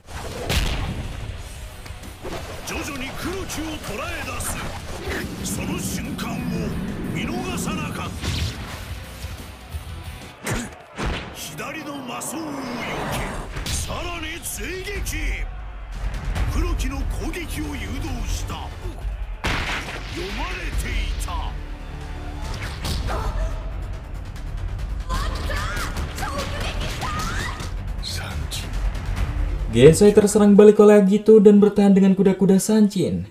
Menurut Senhatsumi, kuda-kuda ini sendiri sangatlah sederhana namun sangat kuat. Siapapun yang menguasainya bisa menahan semua jenis serangan. Dan sekarang yang menggunakannya adalah Gensai, maka lawan takkan bisa menembusnya begitu saja. Hal itu juga dirasakan oleh Agito Kano, rasanya dia seperti memukuli batu. Namun itu bukanlah masalah baginya, dia akan buat Gensai hancur.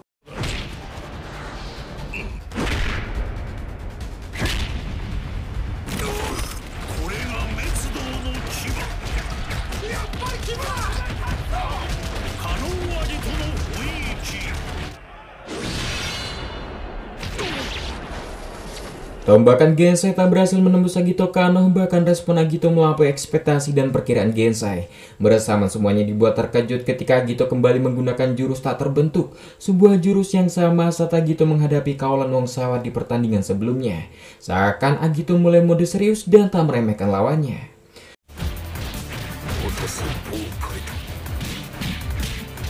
Menurut Omori, jurus itu sangat tepat digunakan Agito sekarang, mengingat Gensai adalah pengguna taktik batin atau mampu memprediksi serangan lawan. Maka jurus yang tepat untuk melawan taktik batin adalah menggunakan jurus serangan tak terbentuk. 回復したのだろう。ダダダダダダダダ。揺るがす黒き天才。だがしかし。隙を見つけた。これはない分先ほどまでより厄介。今。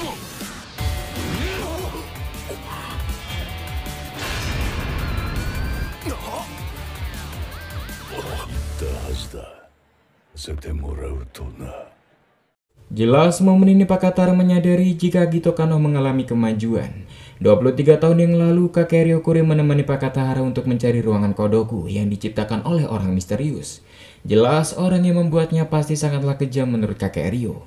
Kodoku sendiri istilah berasal dari Tionghoa kuno dengan menyegel lipan beracun dalam toples dan menunggu mereka saling memangsa. Maka satu-satunya lipan yang bertahan hidup akan dijadikan racun. Saat ruangan itu ditemukan, tampak semua petarung yang dikurung tewas bersimbah darah seakan Kodoku ini telah gagal. Namun nyatanya masih ada yang selamat, dan itu adalah awal pertemuan Pak Katara dengan Agito Kano. Mengingat situasi di dalam yang saling membunuh, kemungkinan Agito Kano seolah-olah kerasukan binatang buas yang menggila. Sejak saat itu, Pak Katara merawat dan mendidik Agito Kano agar jiwa buasnya terkendali. Hingga akhirnya Agito tumbuh menjadi mesin perang yang tenang dan kalem. Namun ada kalanya dia tak bisa menahan jiwa buasnya. Ekspresi serangan tak terbentuk menunjukkan insting alamiahnya untuk bertarung secara tak terkendali.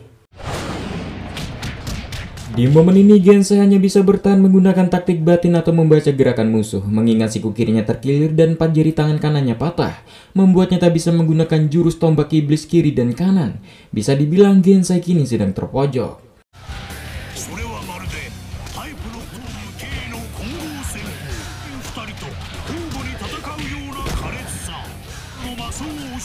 苦境に立っ右手四肢骨折左肘脱臼進化を遂げつつあった局面において加納はさらなる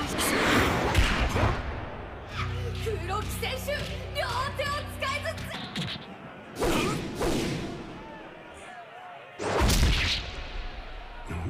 この傷は左腕によるものではない左腕が戻っている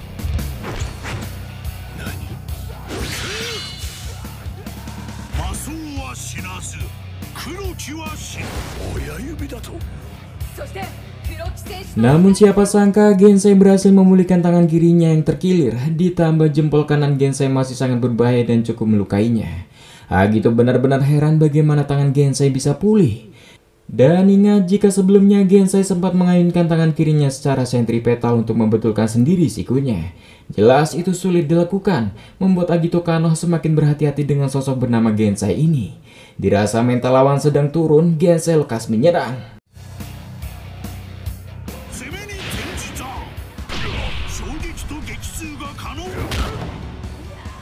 血流の低下によって臓器を覆う腹膜がそうか脳の部と向け警戒がちょゆえに響く威力かよ想定で崩し右想定で勝つ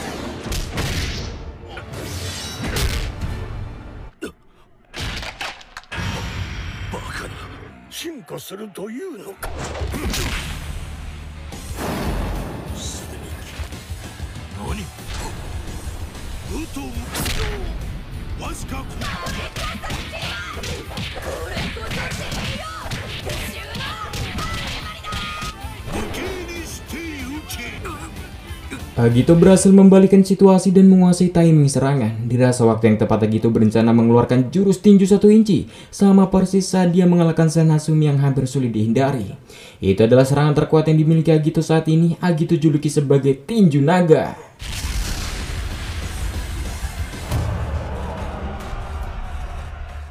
Namun siapa sangka tinju naga harus gagal ketika Gensai berhasil memblokir tangannya lebih dulu dan mematahkan pergelangan tangan, mengakibatkan Agito kehilangan fungsi tangan kanannya.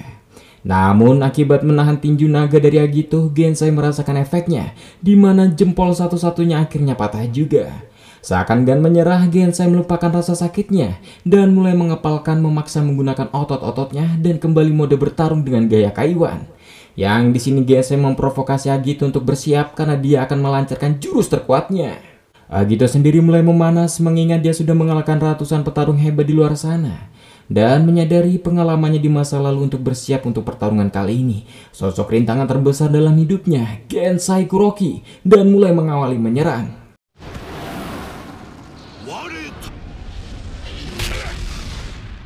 Agito berhasil menahan lengan Gensai, namun cengkeraman Agito juga melemah mengingat dia 2 kali tertusuk tombak iblis Gensai dan melanjutkan dengan serangan lutut. Namun Gensai menguasai taktik batin yaitu mampu memprediksi serangan lawan.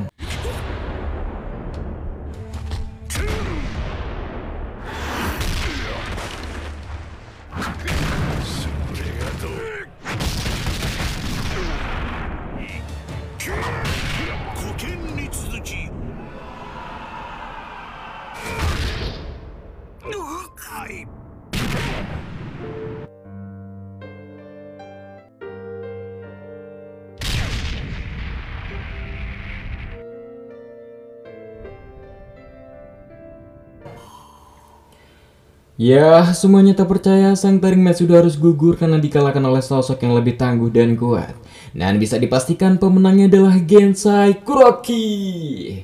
Jelas tadi yang bisa menduga akhir pertarungan ini sang kaisar Kengan Agito Kano telah dikalahkan oleh pendatang baru Gensai. Singkatnya Agito yang berpapasan dengan Pakatahara, dia meminta maaf telah gagal. Dia sudah berjuang sekuat tenaga untuk membalaskan budi kebaikan Pakatahara karena pernah menyelamatkan hidupnya dulu. Namun sayang kini misinya harus gagal. Namun Pakatahara tak mempermasalahkannya karena faktanya yang mengundang Gensai Kuroki ke turnamen ini adalah Pakatahara sendiri. Meminta Agito tak perlu kecewa. Pakatahara sengaja melakukannya karena Pakatahara benar-benar sangat bosan. Saking lamanya dia menjadi ketua asosiasi Kengan ini. Lebih tepatnya bosan menjadi raja di kolam yang kecil. Oleh sebabnya Pakatahara memasukkan ikan besar alias Gensai untuk mewarnai arena dan membuat darah Pakatahara mendidih gembira. Tak hanya itu, petarung-petarung pendatang pun membuat angin segar di turnamen Kengan ini karena ambisi dan semangat mereka. Jujur saja ini sangat mengasihkan bagi Pakatahara. Meskipun begitu, Pakatahara tak pernah mengharapkan Agito kalah, ungkapnya. Dan sekarang Pakatahara mempunyai harapan yang besar terhadap calon ketua asosiasi Kengan selanjutnya untuk membawa harapan visi misi yang baru. Pakatahara juga berharap setelah kekalahan ini Agito bisa berkembang lebih pesat lagi. Dan sekali lagi berterima kasih atas perjuangan Agito selama ini.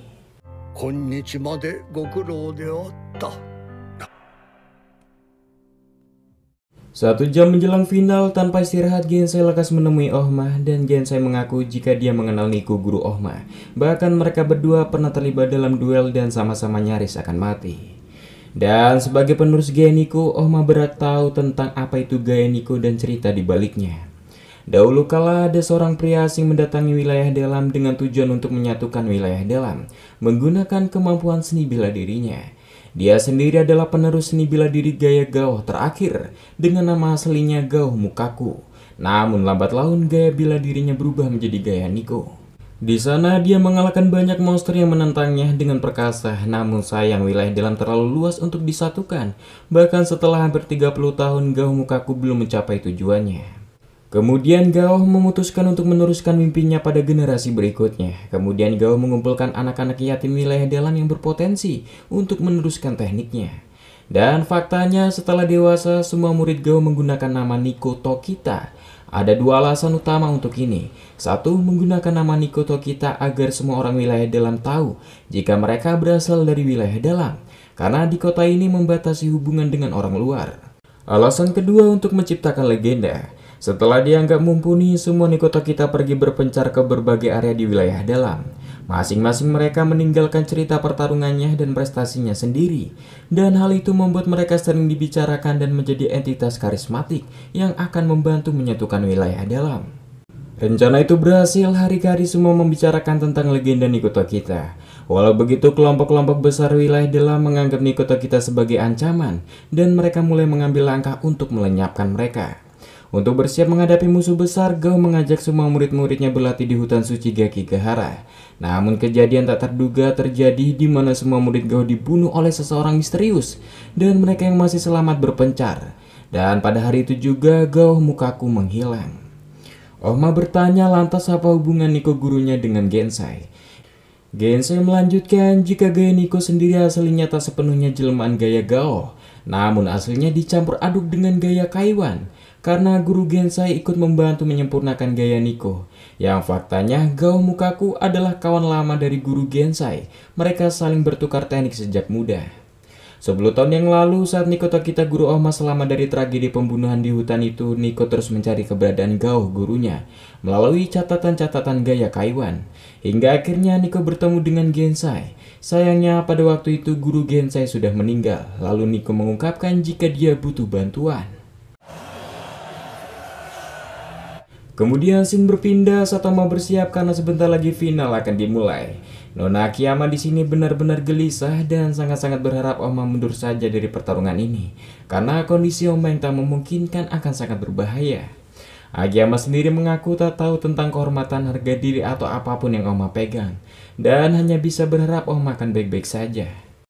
Lalu Payamashita menawarkan diri memijat Ohma sebelum pertandingan dimulai karena dia baru belajar memijat pada Kureishi, guru Cosmo Imai. Di sini Payamashita yang melihat dari dekat tubuh Ohma menyadari banyak sekali bekas luka. Ohma sendiri mengaku sepanjang hidupnya hanyalah tentang bertahan hidup, bertarung dan terus bertarung, membuat bekas luka di sekujur tubuhnya. Bahkan bekas luka dari serangan Lihito beberapa bulan yang lalu terkadang masih sakit setelah sekian lama. Tak hanya bekas luka Lihito, namun luka dari Junseki Bayashi terkadang masih nyeri sampai saat ini.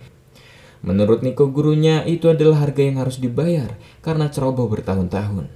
Mendengar hal itu, Payamashita salah mengira. Dia kira orang kuat akan selalu kuat dan tak terkalahkan. Namun faktanya semua kerusakan-kerusakan itu sudah melewati batasan sejak lama. Dan dirasa sudah cukup, Ohma mulai masuk arena.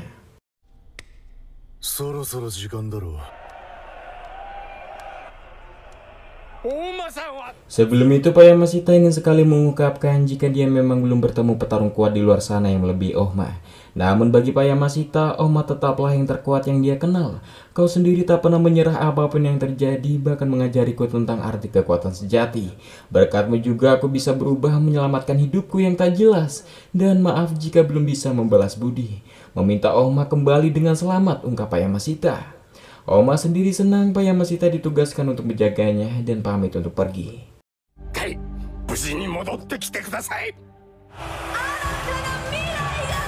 Singkatnya, pertandingan babak final yang ditunggu-tunggu sudah tiba untuk memutuskan petarung nomor 1 di Jepang menggantikan raja sebelumnya.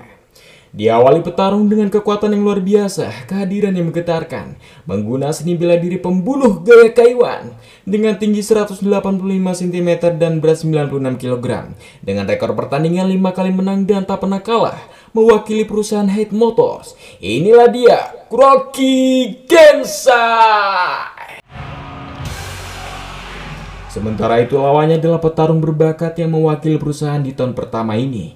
Berhasil membawa sampai ke final, pengguna gaya Nico yang menakutkan. Dengan tinggi 182 cm dan berat 85 kg. 5 kali menang dan tak pernah kalah, mewakili perusahaan Yamashita. Inilah dia, sang Asura, Ohma Tokita.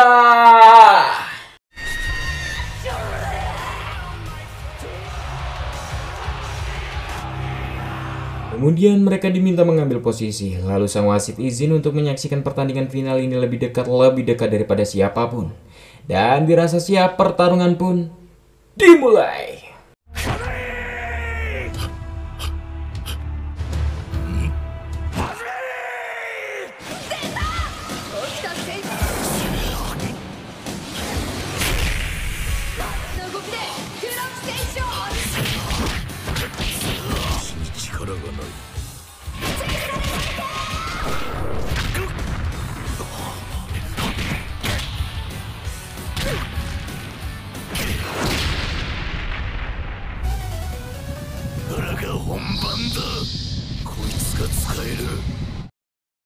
Ohma berhasil menyimpan sedikit energinya untuk memasuki jurus dirasuki dewa, sama persis saat menghadapi Ryan Kure yang kini berhasil menahan tinju Gensai. Ohma bisa merasakan jelas tangan kanan Gensai masih amat cedera patah akibat melawan Nagito Kano sebelumnya. Yang rasanya Ohma masih punya kesempatan untuk menang dan perlahan mencoba memukul mundur Gensai.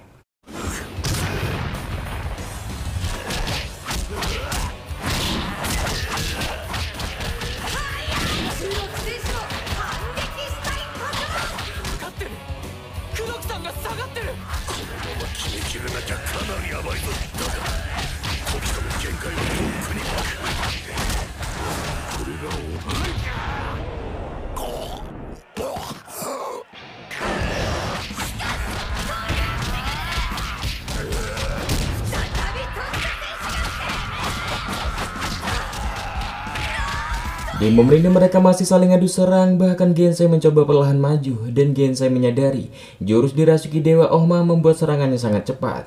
Namun kelemahannya mengurangi akurasinya. Bisa dibilang gaya Nico Ohma masih ada kelemahan, membuat Gensai mudah mencari celah.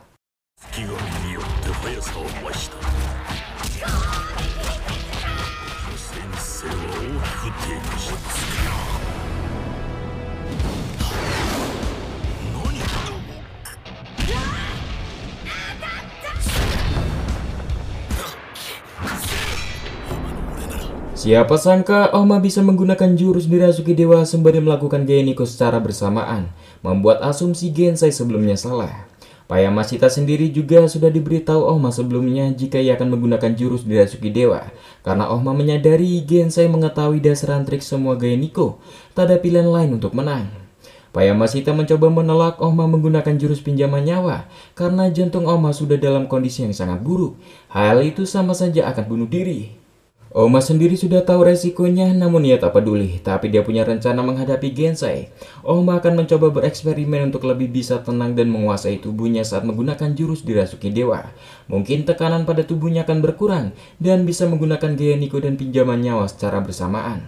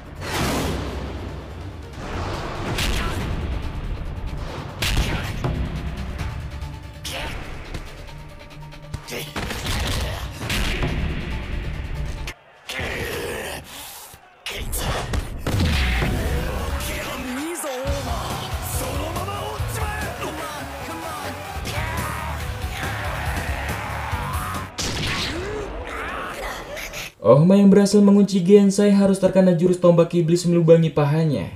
Diketahui berlatih gaya Kaiwan tak berhenti melatih tangan dan kaki, namun melatih semua sendi dalam waktu yang lama dan menyiksa. Oleh sebab itu, pergelangan dan jari Gensai sangatlah kuat, bahkan bisa digunakan seperti tombak. Jelas luka di pahanya akan mengurangi gerakan maupun kecepatan Ohma. Andai saja kuncian Ohma sebelumnya berhasil mematahkan lengan Gensai, mungkin situasinya akan berbalik. Tak heran Ohma mengambil resiko untuk melumpuhkan tangan Gensai, namun sayang hasilnya buruk. Ohma kini semakin terpojok. Ohma sendiri merasa tak ada pilihan lagi dan berencana meningkatkan tekanan serangan pinjaman nyawa. Namun jika Ohma melakukan itu, maka Ohma akan kehilangan kendali dan tak bisa menggunakan gaya Nico lagi secara bersamaan. Kemudian Ohma di sini lebih memilih melepaskan teknik pinjaman nyawa. Gensai tak heran Ohma melepaskan teknik itu, mengingat teknik dirasuki dewa atau pinjaman nyawa bekerja dengan cara meningkatkan sirkulasi darah. Jika Oma melanjutkan menggunakan pinjaman nyawa, maka Oma akan kehabisan banyak darah hingga mati. Dan bertanya-tanya apa langkah Oma selanjutnya. Kemudian Gensai berencana akan mengirim Oma ke kuburan. この黒木を葬ってくれよ。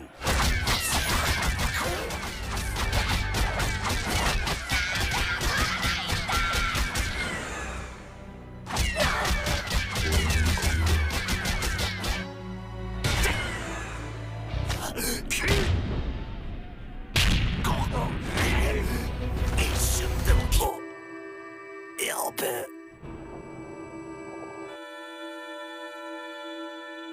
なんだ。何が。俺。なんだ。あいつ。そうだった。大政。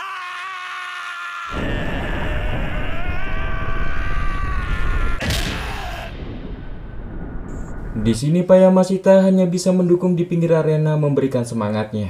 Payamasita ingat sejak kecil dia suka menonton pertandingan gulat pro membuatnya ingin menjadi kuat berharap seperti mereka. Namun dalam kehidupannya Payamasita sendiri tak cukup kuat menghadapi para pembuli di lingkungannya.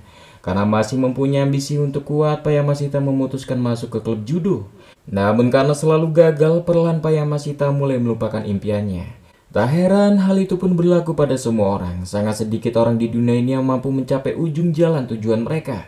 Bisa jadi karena kurang bakat, situasi lingkungan, kesehatan, usia, atau kehilangan motivasi. Kebanyakan mereka menyerah di tengah jalan karena suatu alasan. Dan sejak Payamasita kehilangan motivasi dan tujuannya, dia hanya hidup sesuai alur yang membosankan saja. Dan benar-benar lupa tentang impian masa kecilnya. Namun sejak ia bertemu dengan Oma Tokita, Payamasita merasa seakan Oma adalah versi dirinya yang tidak pernah ia capai, versi diri yang dia inginkan.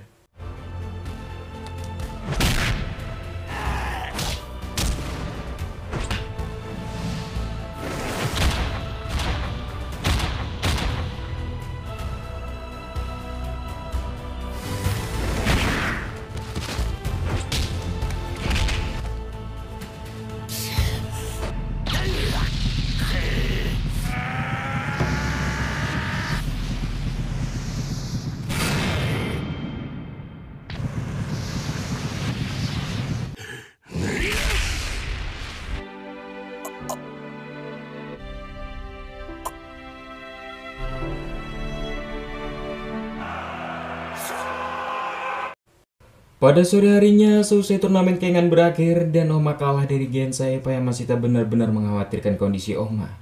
Mengingat serangan terakhir yang digunakan Oma menghadapi Gensai adalah dirasuki dewa dengan tekanan yang lebih besar daripada sebelumnya. Jelas Oma tahu akan resiko menggunakan serangan itu, namun sayang serangan itu tak mampu mengalahkan Gensai. Di sisi lain, Pak Takakaze selaku pemenang turnamen dari perusahaan motor Hyde menemui Pak Nogi, memintanya menjadi ketua Kengan menggantikan dirinya. Jelas tawaran itu membuat Pak Nogi sangat terkejut. Takakaze mengaku jika sejak awal dia tak ada niat mengikuti turnamen atau berambisi menjadi ketua Kengan. Dia mengikuti turnamen ini karena temannya Gensai Kuroki memintanya untuk mensponsori dirinya. Terlebih menjadi ketua di organisasi ini terlalu banyak beban yang harus ditanggung, membuatnya merasa tak bebas. Terlebih ia mendengar dari Paman Sudo Katahara kau akan bangkrut jika tak menjadi ketua Kengan. Jika impian Nogi benar-benar ingin menjadi ketua, maka ia persilakan sampai Pak Nogi puas. Dia sendiri tak bisa berada di organisasi yang sibuk saling menjatuhkan ini. Kabar itu membuat Nona Kiyama dan Payamasita senang, namun Payamasita sulit berekspresi bahagia karena kondisi Oma yang sangat parah dan masih dirawat. Tak lama datang Hanafusa yang merawat Oma dan menanyakan keberadaan Oma karena dia meninggalkan ruang medis. Hanafusa pikir Oma menemui kalian. Nona Kiyama senang tampaknya Oma masih sehat, yang kemudian Payamasita lakas berkeliling mencari keberadaan Oma dengan tergesa-gesa.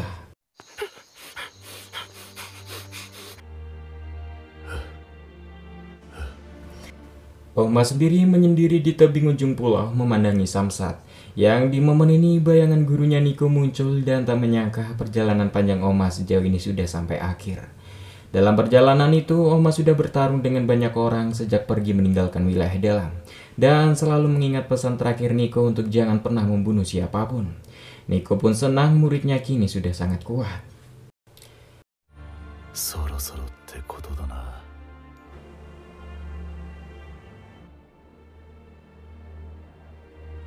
Apa yo? Pada malamnya, Payamasita senang berhasil menemukan Oma setelah lama mencari. Dan tak menyangka dari sisi pulau ini dia bisa melihat bintang-bintang yang sangat cantik. Dan senang pertarungan pun akhirnya berakhir. Besok semua sudah bisa pulang, kemungkinan tak akan kembali lagi ke sini dan kembali pada kehidupan biasa kita. Walau begitu, ada juga yang tak bisa kembali ke kehidupan normal seperti Meguru yang tewas dalam pertandingan. Dan pertemuan singkat di sini akan menjadi kenangan. Tapi yang terpenting kita semua pernah ada di pulau ini dengan cerita dan ambisinya masing-masing. Payamasita takkan pernah melupakan hari-hari di pulau ini. Hingga akhirnya Payamasita menyadari kini Oma sedari tadi sudah lama meninggalkan dunia ini dan tak sempat mengucapkan selamat tinggal untuk terakhir kalinya, mengingat banyak momen seru yang telah mereka lalui bersama-sama. Sayonara.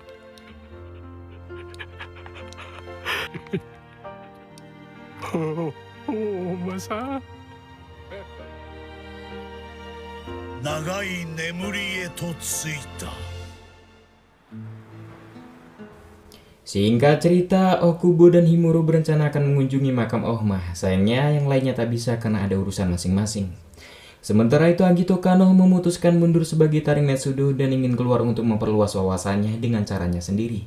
Tak lupa rekannya memberikan motor untuk bisa digunakan oleh Agito. Kebetulan motor itu sudah lama ingin Agito miliki. Kembali pada mereka berdua yang tak sengaja bertemu dengan Cosmo Hima yang kebetulan ingin ziarah juga. Dan bercerita jika Adam Dudley kini sudah pindah ke Jepang dan giat berlatih pada guru Kuraishi bersiap mengikuti Kengan lagi.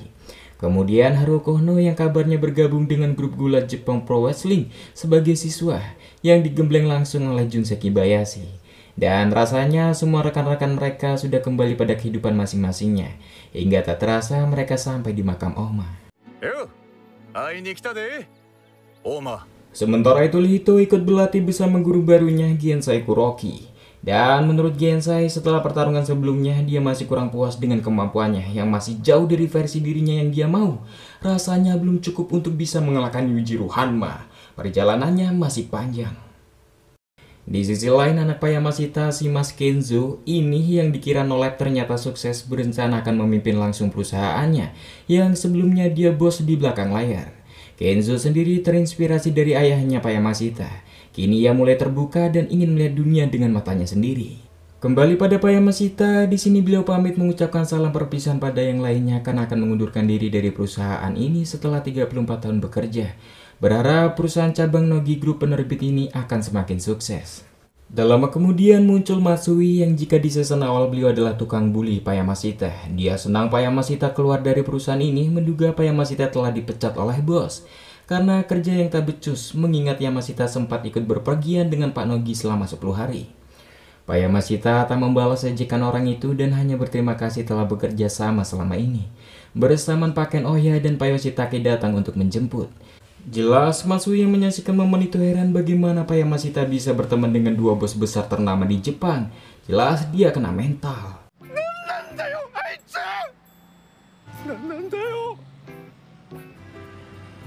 Setelah itu Payamasita turun di gedung barunya calon perusahaan Yamasita. Karena Panogi Group menang, Payamasita diberikan wewenang dengan perusahaannya sendiri.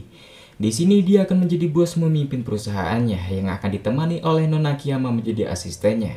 Dan berjanji pada Oma bahwa asosiasi Kengan akan berkembang jauh lebih besar dan berjanji Yamasita sendiri yang akan mengubahnya. Season 2 part 2 tamat.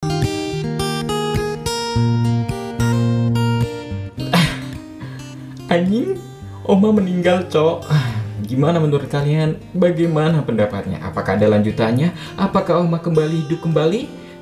Kita tunggu saja. Ada lanjutannya, cuy. Dadah.